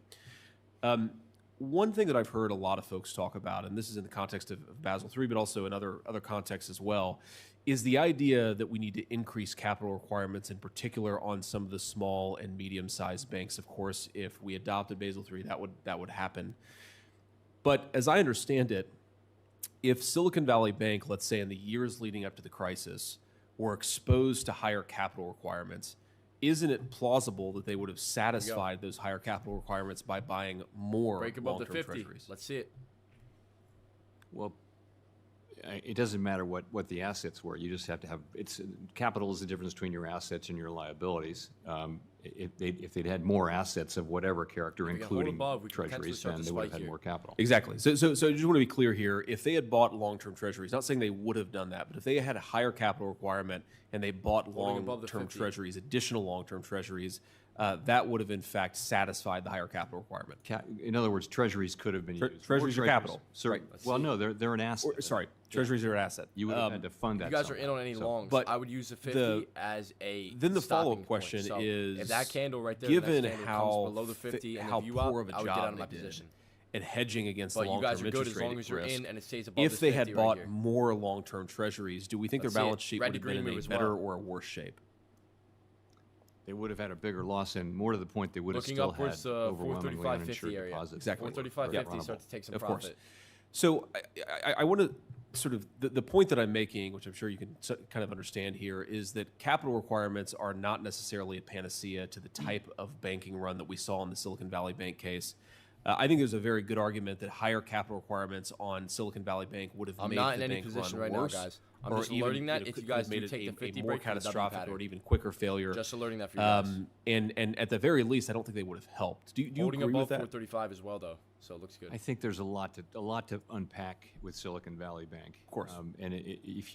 The thing is, remember, it was a capital issue. They were trying to raise capital. That was what was going on, and There we go. There's the a market spike. was very focused on their portfolio losses, which were highlighted by the fact that they tried to raise capital, and so there was a capital issue there. Now, you're right. Little If bit you of had filled the resistance. capital hole by, well, you have to retain earnings or raise it or get some new equity, and if you Tesla just use also that to starting to buy pump here. treasuries, then yeah, it wouldn't have made things Tesla's better. starting Yeah. to pump here. Let's see. Appreciate AMD that. even starting to pump here. So one just final question I have just really is about the operation of the Fed here. And, we've talked about this privately. I've talked about this a lot on this committee. I know the chairman shares this concern. We have a lot of mid-tier banks in the state of Ohio, and I think that mid-tier, that three-tier banking ecosystem is really, really important. Huntington Bank in Columbus, Ohio, I believe, is the single largest SBA lender. If you look at the commercial and small business lending, a lot of it's being done by the mid-tier banks, and I feel like they're facing a lot of pressure from regulators and just in their business model because they have seen some flight of deposits away from them and towards the larger banks. So I really worry about the potential problems we're creating for these banks from both a regulatory and a business model perspective. But I wonder, Chairman Powell, do you guys have, there we go, meaning little at the Federal spiking. Reserve, Right there it is. Do you guys have a Right there it is, starting standardized to really approach break out where you here. try to Up to understand 3, the 4, 3, capital 5. cost of Let's see each it. tier of our banking system? Is that something you don't concern yourself with? 40, touch of the 40. Or is it? Touch of the 40. No, Let's see. If it doesn't we break, so definitely take some concern profit here, ourselves guys. with that. Okay. All of us, and I'll just speak for myself, really believe that we're lucky to have such a diverse group of institutions, from the can't break it. community Starting banks to dump through the here. smaller Start to regionals, take the some big profit up near regionals. this 40 area. That's a great feature of America and of our economy because they're Let's just see if it important breaks. in their own ways. So we try hard not to do a one-size-fits-all thing. Of course. If I can, just one more final question here, Mr. Chairman. Do you have a good sense of BCIG? what the There's that little capital dump. I saw cost take is profit there. I'll for check the it out real biggest quick. banks, the sort of systemically important banks, versus the mid-tier BCIG banks? is What pumping. is the capital cost difference? BCIG, pumping broadly again. speaking, maybe we'll follow up in a written question, but I'm very curious about how you guys think about that different capital cost because it informs a lot of the policy we make. BCIG I'd be happy to have that ripped up conversation. through my point here Sir of Vince, 786. Senator Fetterman, Now, why does Pennsylvania's 786 matter? For VCIG a couple days back, Thank you, I don't know Mr. if Chairman. guys, hold up. Chairman Powell, Yo, these guys are loud. sincerely. Okay. If you guys remember, VCIG ripped up through 586 to 686, 786, 886. Every 86 point on VCIG was resistance, was strong resistance. So what is this again? What's it at? A high of 784. Didn't hit 786, hit 784. So watch for 786 break. Potential pump past that level could be a ripper. Right here, 786 is old top resistance here. Now, obviously, yesterday, a couple days back, we broke through it here. Let's see the high of, we went all the way up to 1132. 1132 is the high there, is what we went up to. So right off that point, right off that ding, right off that near 786, now dumping up. So we'll see what happens. This play could rip and run. This play could go here. This does have room. We've seen it go before, right? We've seen it go. This could be, one of them dead cat bounces in a way to where it's kind of dead, just sitting around. Now, boom, here we go. Rebounces in a way, right? So right up to that 784 point. If it breaks 786, you guys can get in, maybe take some profit around, if it breaks $8, $8.10, $8.20 area, just take some profit, in and out type situation. But S&P is starting to hold these highs here, so we'll see what happens with the S&P here. Great play here, by the way, guys. Great play. So VCIG on watch. I'm gonna keep VCIG up. Good call out there, Sean. I like that. I like this play a lot. I did trade it a couple days back, made a couple bucks off it, off a couple points. So what was I trading? 686, 786 point, 886, and after 886, it kind of got a little bit too high for me. I think I took one more trade around $9, and that was it. So watch for that to be the top there. Like I said, take your profit around 40. If you guys did, yeah, buddy. Congratulations, you guys. You guys are printing. If you guys are in on VCIG, did it have any resistance at this point? Yes, it did indeed. Look at that. VCIG, yes, it did indeed, baby. Look at that. Right above it, just a little bit. Right above it, just a little bit. 2 times. 3rd time's a charm, isn't it? Boom. Ripped. Ran. All the way up to 784. Yeah, that's crazy. That's good. That's a good play, you guys. That's a good play. I hope you guys are enjoying the stream as well. Hope you guys are enjoying this. I love it when you guys make money. I love it. That hypes me up. That hypes me up in throughout. You guys don't even understand the adrenaline that goes through my body. It's like I'm under 400. Did I say 405? I meant 725 pounds. No belt on my back. No knee braces. Squatting 700 pounds. Totally. Definitely not 405. Definitely 700. I don't have any proof of that, so don't ask me any questions about it. Will I show you proof? No. I will probably leave you undelivered. So don't ask about the 700-pound squat. That's totally true, by the way. Okay, let's get back to this meeting real quick. Because there weren't enough semiconductors. I mean, gonna keep this up on chart, didn't though. realize that This you is my needed a watch lot right of now. semiconductors in a car, but now everybody knows that. So what happened was, how do you decide who gets the car? So the prices went up a lot. Car prices went up because when there's a lot of supply and restricted, a lot of demand and restricted supply, you get higher prices. As the economy returns to normal function and we have more semiconductors now, supply chains are getting better. So real quick, why did I have S&P 40? Well, YB, why did you have that? Jaden, why was 40 the area? Well, we have a low right here of 40, right? We have a low right here of 4.1. We have another low right here, looks to be 3.8, 4.1. So in this area, anywhere in that little area right there would have been where I would, so let's send this to the left, right? So right here, another one, another touch of the 4.1. So right there's 4.1, right? What's the high here? 40. So this is clear resistance, right? Old support equals new resistance, right? So that's exactly what it was. So I'd watch that area. Anywhere in this area right here, watch out. If it starts to break down from this area, I would maybe take some profit if you guys are on the put side from this high, right? So, you know, that's another thing, right? You have this one right here. What is it, 50? Why 50? Just because that's a $0.50? That's the only reason I have that there. That's not as critical as a 40, right? There's no past resistance really, not too much or anything. Kind of just broke through it. Yada yada. You got kind of a point right there, but so just watch out here. Watch out. 50 VWAP and 200 are always strong support and or strong resistance points, right? So just watch out. Stay cautious. VCIG starting to really hold these highs here though. VCIG does not care. It says I'm ripping, guys. I'm gonna go on a rip and run for y'all. So that were ignored by my colleagues across the aisle. We will see what happens. While they here. raced to push through trillions of dollars in partisan spending disguised as COVID relief. And now the American people are bearing the brunt of this reckless spending. Oh, this guy trashing him? In fact, for the average American, unless JP? you've received a nearly 16% pay raise over the past 2 years, you've effectively received a pay cut. Oh yeah, this is my wire, Chair by the Powell, way. It's just green. I urge you So and the Fed to remain vigilant and steadfast in your effort to rein in inflation for the sake of all Americans. Unfortunately, record high inflation is not the only crisis the Fed is having to navigate. While bank regulators were more focused on climate change than actually regulating the banks under their supervision, Making some higher several lows here coastal banks collapsed and caused VCIG. panic across the Some higher lows banking here. sector. Before the dust even settled, several of my colleagues across the aisle immediately began calling for increased regulations and greater capital requirements for banks, with little appreciation for the negative impacts these changes would have on small and mid-sized banks across the country. I've heard from community banks across Montana who are justifiably concerned that they will be wrongfully punished for the actions Let's see what happens here. of a few poorly VCIG on regulated watch. and poorly managed banks. See if we got anything else spiking. You mentioned several times your testimony yesterday and again here today that the U.S. banks remain strong and well capitalized. Spy a couple lower shadows Chair here. Powell, if banks are so well capitalized, why the urgency now to Good short, increase though. capital Good short for cracks requirements right here. What's that point right there? that would really prevent another Silicon Valley bank? 5-1?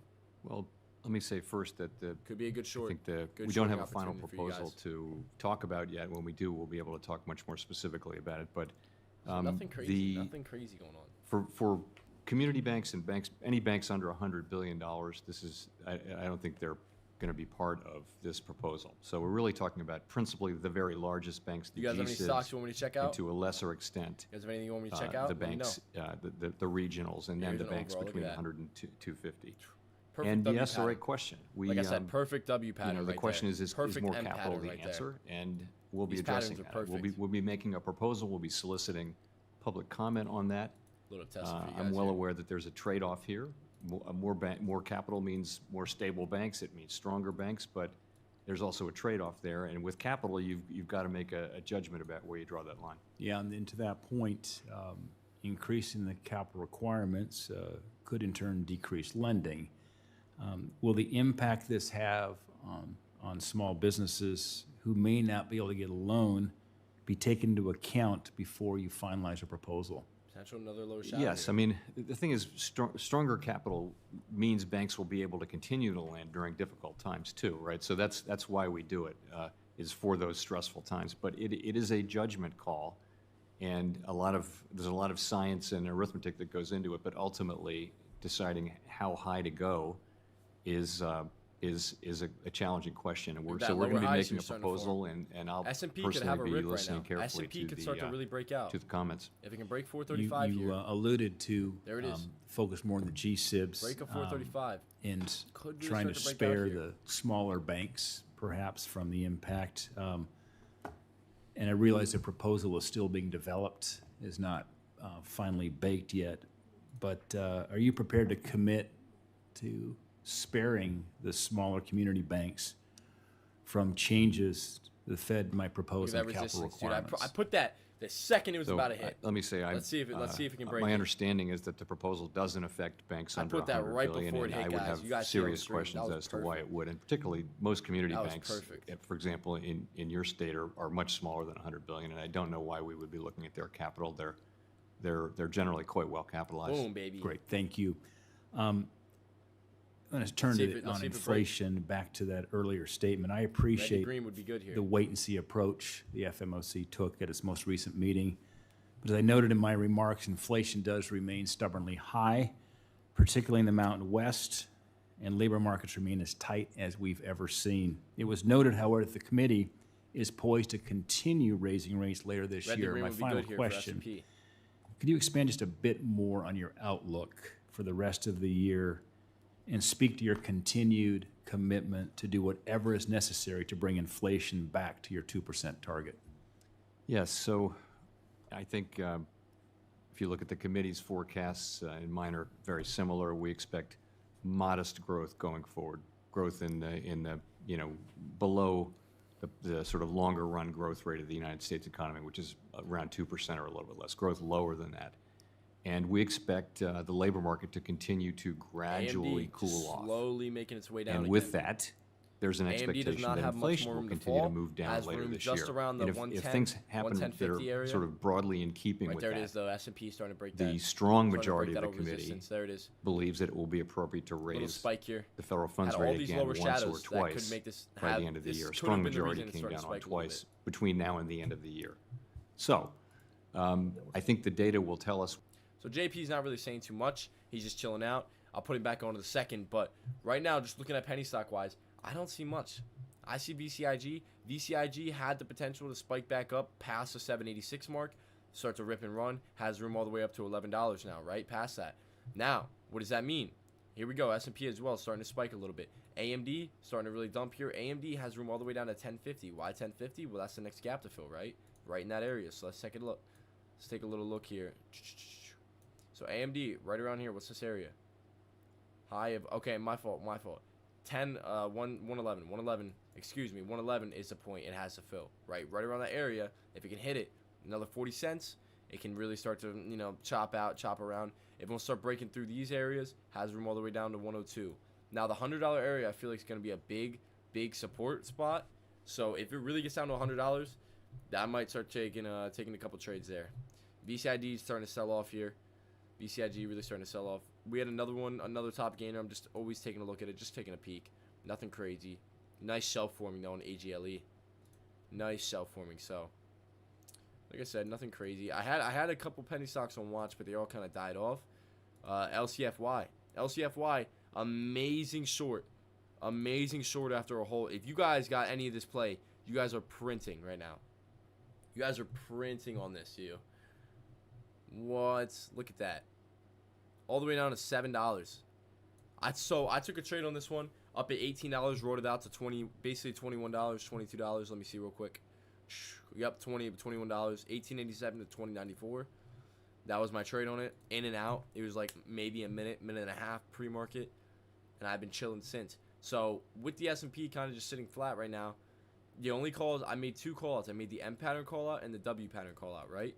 I said you have these lower highs that could have spiked up. I guess that was a spike. If you guys have ever heard of banana squeeze, a banana squeeze is essentially you get. Let me get my paint out real quick for you guys. Now I know it might not be. You guys might know what a banana squeeze is. You might not have ever heard of it. A banana squeeze. So what is a banana squeeze here? Okay, banana squeeze. You start with a little bit of volume, right? You start with a candle like that, right? Just a little bit of volume, right? Then you start to spike just a little bit more, a little bit more. You start to make higher lows. Start to make higher lows, higher lows, higher lows. Next thing you know, boom, boom, and then you go crazy. Why is it called a banana squeeze? Well, it looks like a banana, right? Right? Let's say this is the tip of a banana. You're coming down here. Boom, banana squeeze. Right? And you start to really break out. How does that happen? Well, you get higher lows, higher lows, higher lows, and you get lower shadows just like this. See these lower shadows? And then eventually, boom, you start to break out. So I learned that. That was probably my first trading strategy I ever learned way back when, and I've used it ever since, especially on penny stocks. I don't usually use it on blue chips as much, but it can still happen. Now, if you see it, you see it. It's there, right? So now you guys have that in mind on what a banana squeeze is, right? Essentially lower highs leading up to a point to where it will just spike and break out. I never am shorting. I'm never getting put contracts on a stock that has lower highs, that doesn't have any type of resistance coming up, that doesn't have anything that could maybe stop it, right? Especially on penny stocks. If you're shorting penny stocks, do not short penny stocks when it's making higher lows, right? Not lower highs, higher lows, and it's making and it's starting to really rip and run, right? Obviously, that's when you get in your hold areas. Let's see if LCFY was like that. So LCFY kind of like it in a way. As you can see, it is making higher lows, but it's a bit choppy. No one was really trading it down there, but you essentially get the idea of what I'm saying. So if you guys are trading this stock at all right now, you guys have been printing on the short side though, all the way back down to $7. What is that? What's the low here? $7.63. Printing, guys. You guys are doing great. So we got that going on. We got AMD starting to really spike, start to really turn to the downside like it did yesterday and the day before and the day before. So, right, there we go. S&P kind of just sitting flat, little flat momentum, nothing crazy. Potential another M pattern coming up. Tesla as well, just sitting flat. So that's what we got going on right now for blue chips and penny stocks. Let's see. Earlier, Sean called out a really good one, VCIG, which was a couple days ago. I think it was yesterday or a couple days ago. Top gainer of the day was the play of the day. Spiked all the way back up to 784. I have resistance at 786. I have resistance at 686. I have resistance at 586. Why 86? Let's take a look. Right here, 686, right? Boom, resistance right in that area. Spiked right above it, right? Spiked right to 784. Couldn't break it. Comes back down. Now, why 586? Well, as you can see, it just gapped right up through it. But usually that point right there was the number one. That was the resistance that got me in my first ever trade on it, right? Because we had past resistance, right? Right about there, 586. So that's exactly why when I take these trades, I trade it by that 86 point. You obviously have 7.5 is a good spot of resistance. You have, the whole dollar, the quarter dollar, the half dollar. But 8.6 on this specific stock is a good spot. So if it starts coming up, breaks 7.86, you guys, we have room to $8 plus. You can go from 8 to 8.20, catch that 40 cents, go get yourself Chipotle, go get yourself a Starbucks drink, and be out for the day, yo. So these are my watches for right now for the day. We're going to get back into this meeting real quick. Just see the facility was targeted at investment vehicles like money market funds. There we go. Look at that. Actually play a significant role in the short-term funding markets. At that time, you joined others in the board in expressing concern about the possible unintended consequences of this facility, particularly in times of market stress. A little bit of a zone here, though. That's where this facility could actually exacerbate the so-called flight to safety. Since that time, this facility has grown to over $2 trillion worth of overnight deposits at the Fed. So I'd love for you to walk us through, if you might, the potential risks that this facility might pose, and take us through how it relates to basically pulling deposits out of the banking system at a time when we like to retain those deposits. So the reverse repo facility really hasn't increased. In fact, it's shrunk in size since the events of March. So it's really not on net accounting for the decline in deposits. Really what's happening there is that market rates are higher than deposit rates, and depositors are moving. So they're talking a bunch of nonsense, so I'm not going to really play it right now. I do have the meeting posted a little bit up. I don't know. Can I pin this at all? I can't pin messages, can I? No, I can't. Okay. Well, if you scroll up a little bit, new JP speech meeting. Last one was getting a little choppy on me, so I switched it over. But, yep, essentially that's all I got right now. So nothing crazy going on. If you guys have any stocks you want me to take a look at, feel free to type them in the chat, and I'll definitely take a look at them. Also, guys, just got some new clubs, right? Just got some new clubs. I'm a lefty. I've been using right-handed clubs for the longest time because I refuse to pay $600 for a driver. If you got it or you don't got it, that's a lot of money, no matter what, for a driver, right? I could probably get a set for like $1,500, but I'm not doing that. I'm not doing all that.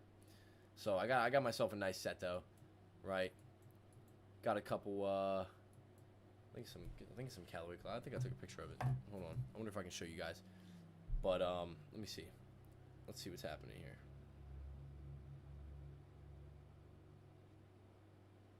Give me 1 second. I don't have any pictures. If I had some pictures, I'd show you, but I don't know. I don't know if they're Tilliard or Callaway. Something like that. They're pretty solid clubs, anyways. I like them. They're nice. I'm a lefty. Right. Y'all think 90's good? Okay. Y'all think 110's good? I'm about to be hitting 70. The course I play on 75 is par. I'm about to be hitting 70. Just don't count me on that. Like, don't, minus like, okay, never mind. I can go with that. Yep, just don't even mind it, okay? No, honestly, yo, I don't know if any of you guys are golfers, but I don't know why, man. I mean, I was a wrestler my whole life, right? I've been a wrestler. I coach wrestling, everything like that. Wrestling, I'm very big involved in.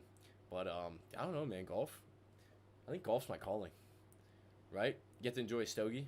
You get to drink a beer. You get to ride around on the golf court and, golf course. And just, mess around, if anything. And actually, I obviously play some golf, and it's really fun. But, yeah, man. My buddies enjoy it a lot, so it's pretty fun. And it's a lot different for wrestling, right? Can't smoke a cigar and drink a beer while wrestling. I'll throw up everywhere, so that's just not happening. AMD, though. AMD is starting to get into a little bit of consolidation. Starting to get a little choppy and whatnot, but it's okay here. So we have almost a double touch of the view up here. Like I said, this is a potential zone. I didn't place it, though. So where would the zone start and end? What I mean by zone is wicking zone, right? So it would be, I'd say, right around, yeah, something like that, right around that area.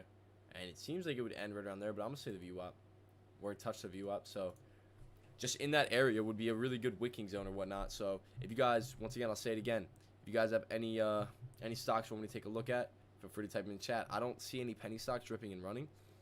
I don't see anything going crazy. AGLE is the #1 top gainer, it seems, for the day, but it's not really. It's a dead stock.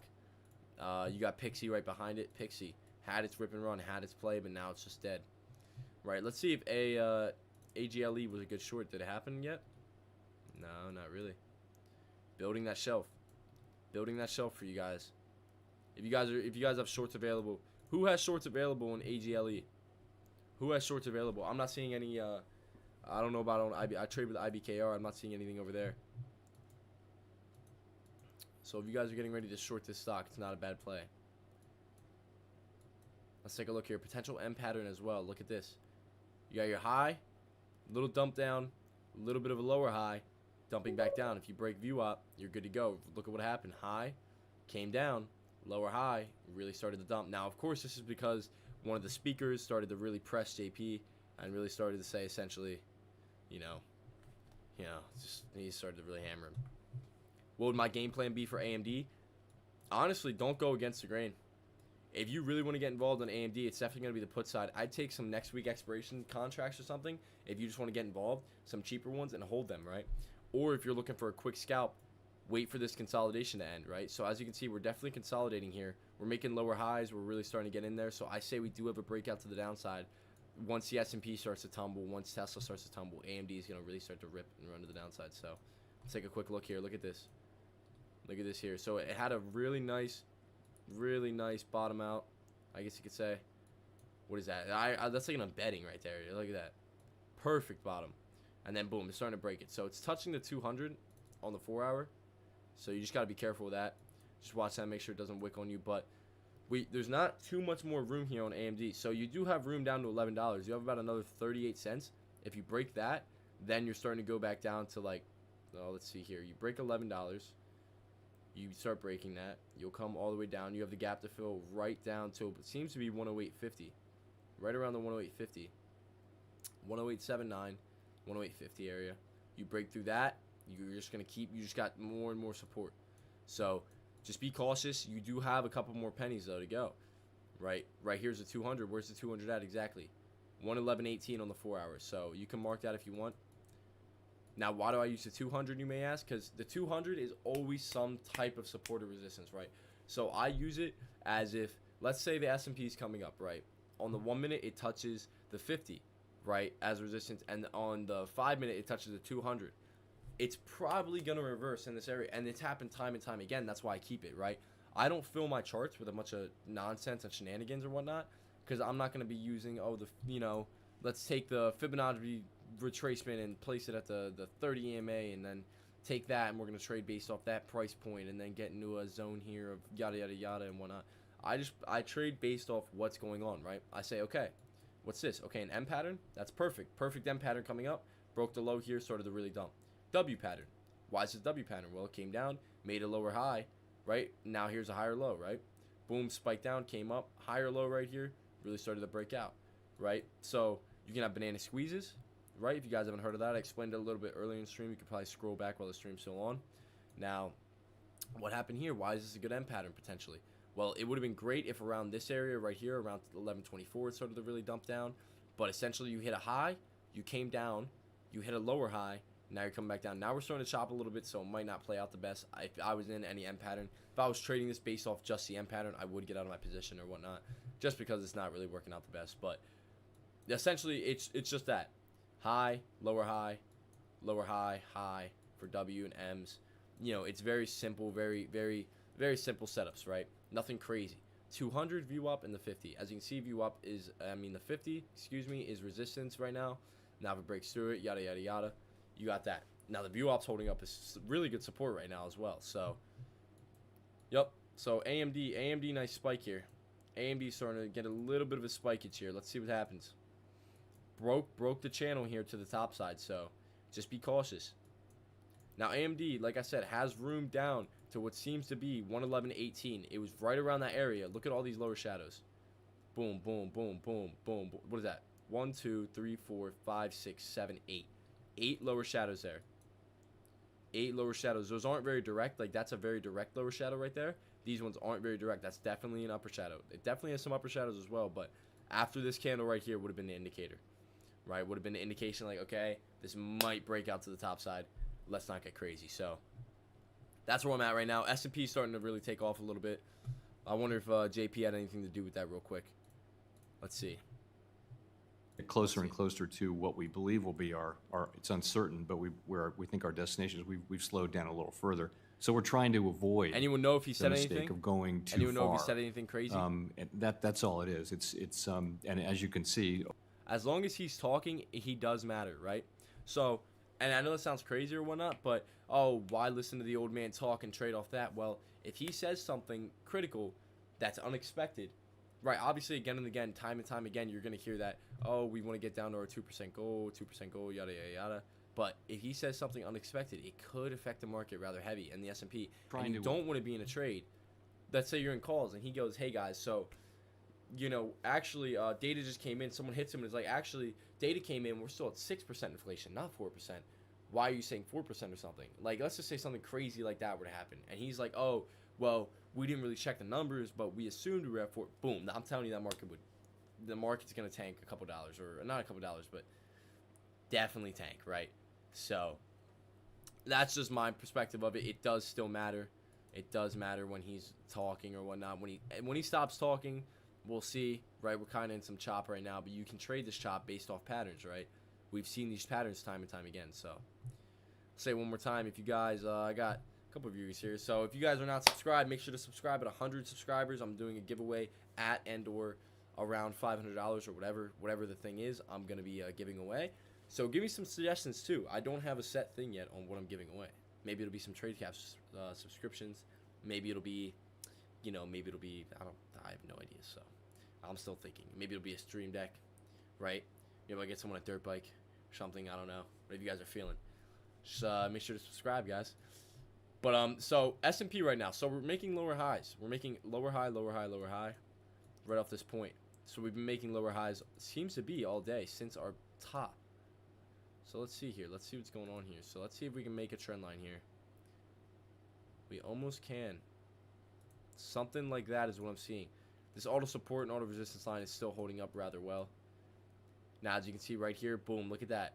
Right off that 2-1 area, it rejected. So just be cautious. Be cautious here. What's the high here, 2? Yep. Why is that there? Because that was the old M pattern low. So you just got to be careful. What's the time? It's 11:35 in this market right now. Nothing's heating up. Nothing's cooking. All right. Nothing is cooking. I'm going to stick them on just so I can take a quick. You saw housing activity move down pretty significantly when we started raising rates. You've actually seen it kind of hit a bottom now. We met with some with a housing group, manufacturers, housing builders yesterday, and they say business is pretty good. It's largely new entrants, though. Many people have low rate mortgages that they're not eager to get out of, and so the sort of strength you see now is new buyers coming into the market. So the market seems to be improving. But again, it's the most interest-sensitive spending, or among the most interest-sensitive. So it's going to be affected when we tighten policy. Okay, thank you. Appreciate you being here. Senator Britt of Alabama is recognized. Here we go. Let's Thank see. you, Mr. Chairman. I want to start by acknowledging the strength of the U.S. banking sector. In recent events that unfolded related to SVB, Signature, and First Republic, it highlighted the significant consequences that could occur when bank execs prioritize profits over risk management. And also when bank... I have not eaten anything today, and I'm feeling great. I don't drink energy drinks like ever, so I'm feeling great. So S&P just broke that 20 level. Let's see if it can hold, though. As you can see, we have a wick. Let's see. If it can really start to hold it, we could really start to pump here. There we go. Okay, there it is. Little pump here on the S&P. S&P is starting to pick up some heat. It has to be able to hold, though. You don't want these upper shadows to start forming. You want it especially to break this 40 area. As you can see, that was the exact point. It could not hold. So S&P is starting to really heat up here. We want it to break. You want it to break 40 and start to rip. If you guys are in on puts, if you guys want to get in on puts, 40 is a great area for puts. Right there where that 40 area is a great resistance line. Now, if it breaks that, go up to 50. After 50, get out. Tight stop. Very tight stop on that play if you guys are going to get in on that. Right? So you get in on puts. Right around here. Right around this 40 area. Right around this area. If it breaks, though, so here it is. 40 on the bid. Watch the bid. Watch the level 2. Right there it is. Couldn't break. Couldn't break. There it is. I just seen 4-2 flash. 4-2 just flashed. Starting to break, so start to be careful here. 4-5. There it is. Held above. Let's see. Let's see if we get red to green or straight red. Starting to really heat up here, guys. S&P is starting to heat up. S&P is starting to take some massive action here. Here it is. Hold up. Hold up. We're getting a little bit of fire. A little bit of fire to the flame here. A little bit of fire to the flame. Give me 1 second. Give me 1 second. I'm just taking a look at everything. Just making sure nothing's going too fugazi on me. There we go. Okay. Okay, S&P. S&P right under that 50. If you guys are in on puts, you're still good. If it breaks 50, get out. There it is. Okay, little dump down. Little dump down off that 50 area. Couldn't break it.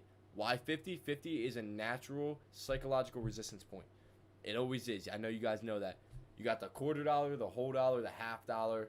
And, I guess 75 cents is what I always say. So, that's what matters, yeah. So, here it is. So, broke all the way back down. You guys are printing right now. You guys are probably in the money around a couple cents anyway. So, if I took contracts, let me load up the S&P right now. Let me load up the S&P. I'm not going to take anything. Why am I not trading as well right now? Well, I kind of have a cushion, and I'm kind of not trying to space out my cushion. I am in calls right now. I'm in calls for July 14th, right?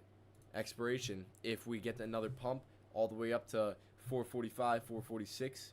Now it's all the way for July expiration. So right, so those contracts, they're basically flat right now, so it's okay.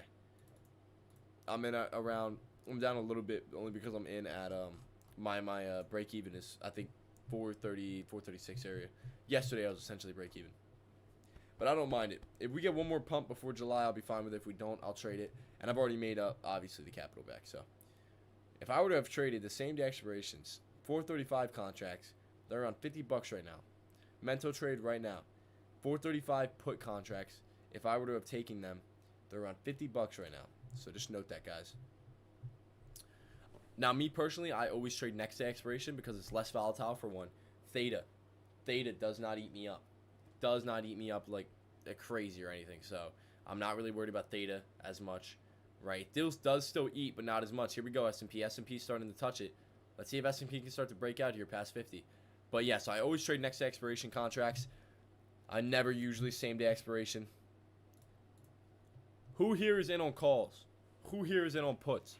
Who here is sitting on their hands? Let's get this chat a little thumping. Who here is in on what? Give me some context for you guys. If you guys aren't in anything, you're being a smart trader. You're just sitting on your hands. There it is. There it is. Took my eyes off it for 1 second.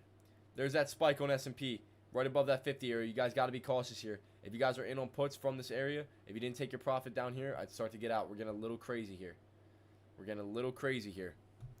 So we'll see what's going on here. We've been forming higher lows this entire way up. So what were you essentially looking for if you got on the puts from the 40? You were looking for a small pullback, a small drawdown, right? You were looking for a very small pullback, very small drawdown. Now what are we looking for? We completely broke this trend line that was holding all day, all the way from 10, what is that, like 10.15? Completely broke out of it. So now we're looking for a high day push. I'm looking for the high day push all the way. Maybe we get up to 437 area, right? And my contracts that I'm in right now will then appreciate by probably 10, 20%. So yeah, buddy. Last week when I was in Ocean City, I think I was up, like I said, 114, 115% on these contracts, something like that, right around that area. And actually, I think I have I'm long on AGLE. Sorry, my mistake. Long on AGLE. Definitely be careful. If I expand it a little bit, I see what you're seeing, but be careful here. You're right. You do have one lower shadow. If this thing comes down to around the same spot, what are you in at? You're at point. Oh, you're right. Okay, you're right there. Okay. If it comes down here, it could really break the shelf here. S&P really starting to run though. S&P really starting to run. So if it comes down to this point and starts to break down a little bit lower, it could start to crack this shelf 100% dramatically. But you're in at 0.51, and as long as you have a decent amount share size, whatever's a good share size for you, you're solid right now. You got room all the way up to the VWAP past that, right? And that's 10, 20 cents on a penny stock. So you're making bank, man. So not a terrible idea. Not my favorite trading style, but I'm not going to diss it. So here we go, guys. S&P starting to really cook. S&P starting to really, really heat up here. Let me see if I can find it for you guys. I took a picture of it, and I had it because I showed my buddy it. Let's see if I can go and find it here. I was up 100 and something %. Let's see it. It is not loaded. Nope. Okay. Well, at one point I was when we were all the way up at 43. Okay. Well, we're not gonna talk about it. Right. Okay. So let's see if this can keep holding. Yeah. So I was up. So it's only 2 contracts. So only worth like $70 each. But the entire value of it was at like 38. 380, not 38. 380, 390 area. And I was just waiting for that 45, like 445, 446 area to hit. Was gonna take one. Was gonna take the other around 450 if it could hit. So that was my game plan. AGLE, not a bad play. Really just got to watch this low here. If it starts to break this low here and really starts to come down, I 100% would not hold this play. It could really start to dump here. Because remember, just yesterday, this thing was worth around 10 cents, right? It seems to be right around 12 cents. So don't want to get caught up in that action. But just got to be cautious here. S&P starting to really tear. So what is going on to make the S&P tear here? The United States Senate. I don't know if it has to do with that. I don't know, guys. You guys let me know. Here. I think in my head it could be because of the meeting ending or something. right? Is the meeting over now?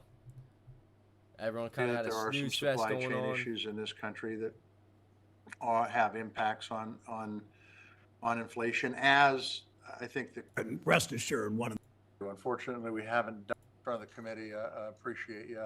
Oh, okay, nope, that's just another person. I'm going to ask you a question that I'm sure you've been asked already, but what's going to be the key determinant as to whether you raise rates or leave them where they're at? Or I was talking about Fed rate hikes. Dropping them would be appropriate, but what are the things you're looking at to make those kind of decisions?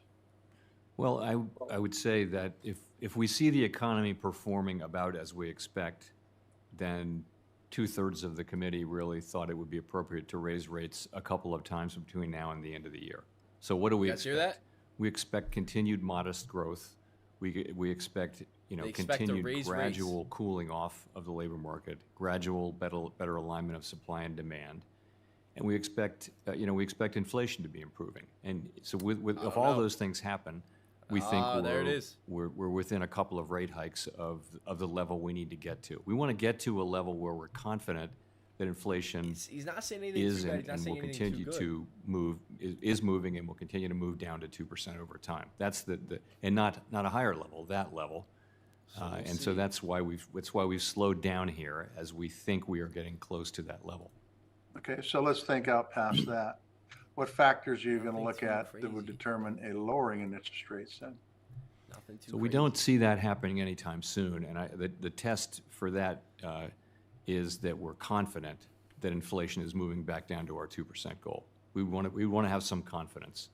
So, and I will say in the summary of economic projections that my participants Let's see if the S&P starts and to break these highs filed last week, I think by the end of next year, by the end of 2024, Tesla also the median participant did have some rate cuts. But that's going to depend on how the economy performs, and inflation has just consistently proven more persistent We're all flat on pennies. than we've expected and done. that other forecasters have expected. So it's going to have to await a time when we're confident S&P. that inflation is S&P moving up down near to those 2%. highs there, up near the high of these candles here. So I want to talk That's about regulation. resistance. I know it's Look been at that. touched on. Old Katie resistance. Britt touched on it a little bit. And I know Michael Barr oversees the. So what is he saying? Essentially, they have no plan to stop Fed rate hikes, right? So they stop them, but they have no plan to lower them, right? Going down 0.5, going down 0.25. What's their plan? To keep raising them. Why? Because they are very, very confident that they can get that 2% goal in the hands in the next couple months or whatever. So what does that mean for us? Is that bad? Is that good? Let's see. Like the market's like, well, it's bad that they're raising hikes because now it's going to be rough, but it's also good because now, the inflation rate can go back down to where we can buy milk for, $2 again, and it's not $5 a gallon, right? Our gas shouldn't be crazy high anymore. It won't be $10, $4 or $5 a gallon. It'll be, back down to our $2.50, normal goal here. So watch this area right here on the S&P for resistance. As you can see, clear resistance in the past as a lower high, potentially clear resistance if we can't break out above this little bull flag pattern starting to form here. We are making lower highs as long as this candle doesn't come down here, so we could break out. So ultimately we'll see what happens. We'll see what goes on here, but ultimately we're just waiting. We just wait. We're waiting patiently here. S&P starting to come down a little bit here. What's the goal if you're looking for longs? Not this. I'm telling you that. You could get a dip buy and potentially another rip and a pop. That's potential. But what do you want? What do you want? You want these lower highs to continue to, you want higher lows. That's what you want. Excuse me. You want higher lows. You want higher lows to form, and you want to rip a run, and you want modest climbing. You don't want to rip and run, tear, and go to the roof, go to 438, 439 in the next hour or two, because then, you're beyond due for a pullback, right? So we're just going to keep our eyes on the S&P, keeping our eyes on the S&P, keeping our eyes on some penny stocks here. We had a guy in the chat say that he's in here. Geek Bomb's in at 0.51 on the good old AGLE. AGLE is in on 0.51 right now. He's up 40. What is that? 40 cents, 4 cents per share. So, Adam man, we believe in you. We believe in you, buddy. taking a pause, and I'm certainly not critical of that. Tesla ripping. I can't fathom why the Fed would want to raise capital requirements when we could be facing what's a credit crunch.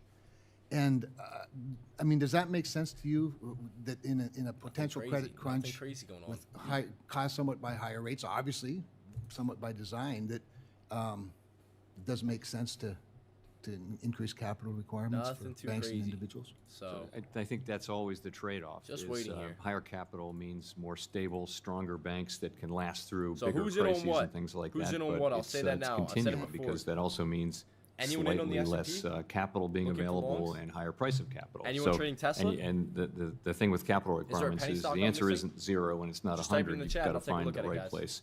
I would also say that the capital in the form of the what I've been briefed on is a proposal where the big capital increases are really for the largest institutions, nothing crazy, and much less so for institutions that are not among particularly the 8G SIBs. But what's the motivation for that? I mean, you've just articulated the challenge, obviously, better than I did. But why the big, for example, the big institutions? What's the situation that would require higher capital requirements? To your point, we spent many years raising capital and liquidity standards for the largest institutions, and appropriately so. I supported all of that, and I'm glad that I did. I think it's been warranted, and I think that the large banks have competed very successfully with this high capital. And I think further increases are going to be on the table. We always thought there would be some further increase at the end of Basel III globally, but I think it's going to be on. 1 second here, guys. So what's going on with Tesla right now? Tesla's on a tear, S&P's spiking, and Tesla has been on a tear. Its first red day was yesterday, I'm pretty sure, in a minute, right? It's been a while. So let's take a look at Tesla real quick. So it's been on this uptrend for the longest time. I've had this put here, right around that uptrend. Now, as you can see, we kind of double bottomed. We started to spike a little bit. We're starting to get a little bit of rip and run action. High of 276.99 is the high there. So we're at 262. So we got a couple more dollars. To rip and run. We got another 10. Nothing, just watching. Smart. Yep, that's kind of what I'm doing. My hands are off the table. I'm just going over a couple trades for you guys. If you guys are trying to get in, you guys are antsy to get in the trade or whatnot. So just be cautious right around this area. There was resistance there yesterday, right around the 265 area, 265.74. Obviously, there's going to be a little bit of resistance there, so you just got to be careful. We're kind of might be topping out, or we might be setting ourselves up here. For another breakout, another leg up, right? So we kind of chopped around here. Almost a good W pattern as well here. You guys see that? Am I the only one that sees that? Look at that. Look at that. Almost potentially a good W pattern. I'm just now seeing that. So I did miss that one, but I caught this one, right?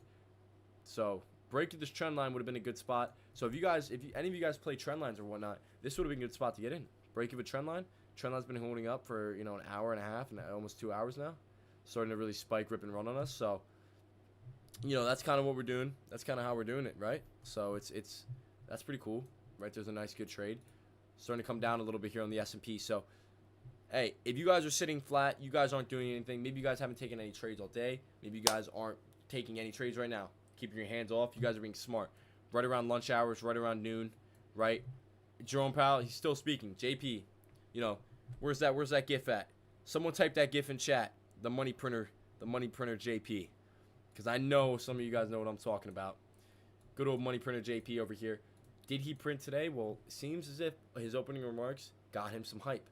We chopped around a little bit. That one guy hammered him to the ground. Was like, you're gonna screw us. You're screwing our economy. I mean, I don't know what to tell you. You're completely screwing us. You're gonna make it to where JP Morgan's their interest rates go from 13 to 15% per whatever yada yada yada. And hey, came down. Then they laid up on him a little bit. Formed a nice W pattern. Then they kind of didn't really do much. Now look at that. Someone said someone had to do something good. So, bada bing, bada boom. Well, not maybe directly jurisdictional to any one regulator.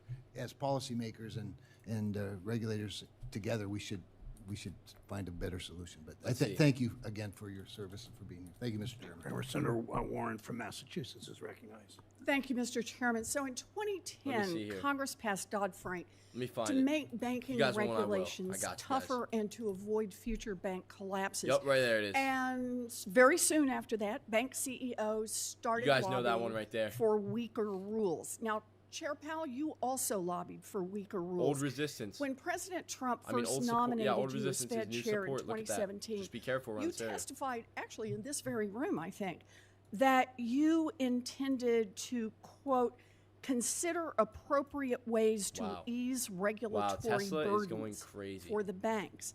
And when I asked you if there were any rules at all, that you thought ought to be made stronger, do you remember what you said? I think I pointed to the net stable funding ratio. No, actually, that's not what you said. You said, honestly, Senator, I think they're tough enough. You couldn't point to anything you thought should be tougher. Oh, this girl eats him up, in man. 2018, in the event we strengthened the net stable funding well, ratio. in 2018, you supported Congress's weakening of those rules. You led the Fed in hacking away at one rule after another. According to the Fed's own analysis of the Silicon Valley Bank failure, you weakened the rules in multiple ways. You reduced capital requirements. You weakened liquidity risk management. You skipped out on using enhanced stress testing for banks with tens of billions of dollars in assets. Look at that potential dip by here if this holds up. And the result was that the second, third, and fourth largest bank failures in U.S. history, which together required $23 billion in bailout money. In fact, you now hold the record. In a single year, the FDIC has been forced to rescue more giant failed banks on your watch than any Fed chair in American history.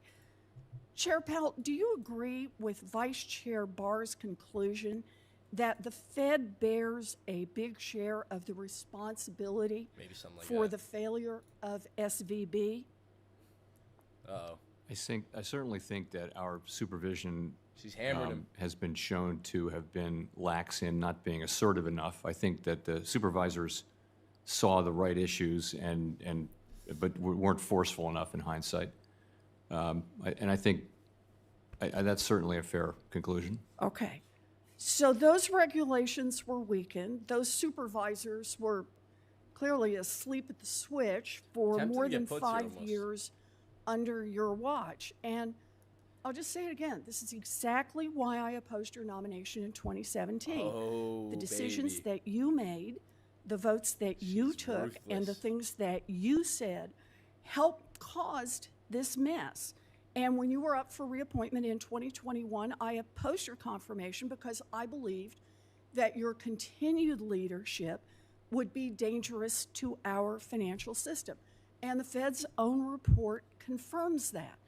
So yesterday, Chair Powell, this committee voted on a bill to help hold CEOs accountable when their actions blow up banks. At the Fed, you are the one who lobbied, who drafted, and who voted for weaker rules, and you were ultimately responsible for the team of Fed supervisors who fell down on the job. Do you take responsibility for your role in these bank failures?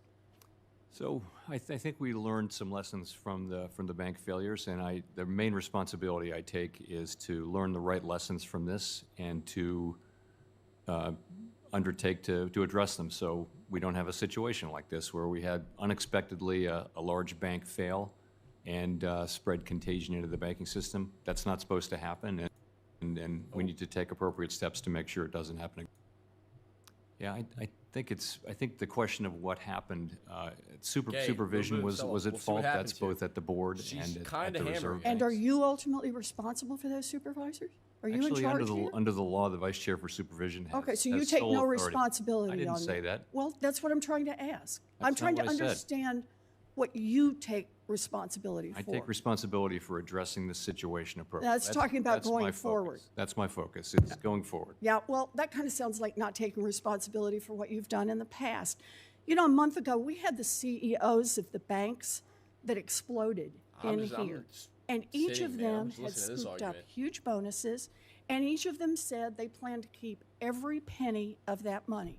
And now we have the chair of the Federal Reserve who led the charge to weaken bank regulations, who oversaw the bank supervisors who failed miserably to hold these banks in line. And again, the accountability is zero. Our banking system is broken. $23 billion in bailout money, and there is no accountability for those at the top. And once again, the people who didn't cause the mess are forced to clean it up. We need significant changes here. Mr. Chairman, I yield. She is mean. Oh yeah, she seems. Her last name must be Karen. There are 2 senators that might be online. Senator Sinema is recognized from Arizona if she's online. She doesn't care. She don't play, man. Senator Warnock from Georgia. All right, so how much does this meeting now affect the market? Well, she just hammered him with some questions. She just hammered him to the floor, right? Saying essentially she never even wanted him in office, right? Not office, but she never even wanted him around there. She didn't want him. She thinks that everything he's doing, everything that he is about, is completely and utterly bull. He shouldn't even be there. Yada yada yada. As you can see, we're getting a small sell-off now, but that could just be normal drift to the S&P. Now, if this starts to tank here, then that means this meeting does actually start to affect the market in a way, as what she was saying isn't any facts. It's more of her opinion, right? She was saying, in her opinion, he shouldn't be there. There are certain things she was saying that was what is it? Nick Nolte voice. I don't follow that too well, but no. So essentially, what she was saying is that everything he's about, everything he's doing, isn't really, isn't about it. Her or Gene Hackman. But yeah. Okay, here we are. Here it is. Here's that little sell-off in the S&P. Can you say that that's from her? Can you say that this little gap down here? See that little gap? I don't know if you guys see that at all. If it starts to really flush here, you could say it was from her remarks there. There it is. So I think it affects the market a little bit to a lot of it in a while. So there it is, guys. Hey, put your printing, guys. This is why I watch this meeting. This is why I stay tuned. This isn't random price action. This isn't random nonsense, okay? It could be from what any of them are saying, but in my head, I'm thinking she just dumped him, bro. She just took him to the floor, right? And there it is. That seems to be the end of the meeting. That seems to be the end. Everyone's getting up. They're leaving. So after that last meeting, there it goes, guys. There it goes. So a little bit of a sell-off here on the S&P. Broke to 50, starting to come down here. We'll see what happens. If it's still going to make these higher lows, you guys are in on puts. I'd start to take your profit, right? Start to take your profit rather soon, okay? The time is now. With the time being 12:02. The time being 12:02. I'm loving this. I'm loving this market. I'm loving everything about it. But I do have a meeting coming up. So I am going to have to catch you guys tomorrow, same time, 10 a.m. EST. Today has been wild. Today's been great. No trades on stream. One trade pre-market on a penny stock that went from $18 to $21. That was my play of the day. That was my main play. Still in longs here on the S&P 500. Holding them for a little bit of a while. Holding them for a little bit of a long time. So we're going to see what happens. Oh, that was so loud. Let's get a banger going, guys. Let's get a banger going. There we go, guys. So I look forward to seeing every single one of you guys here 10 a.m. EST tomorrow. Make sure to subscribe. 100 subscribers, I'm doing a giveaway worth 500 or equivalent to it. So I will catch you guys at 10 a.m. tomorrow. All right, take it easy, everyone. Peace.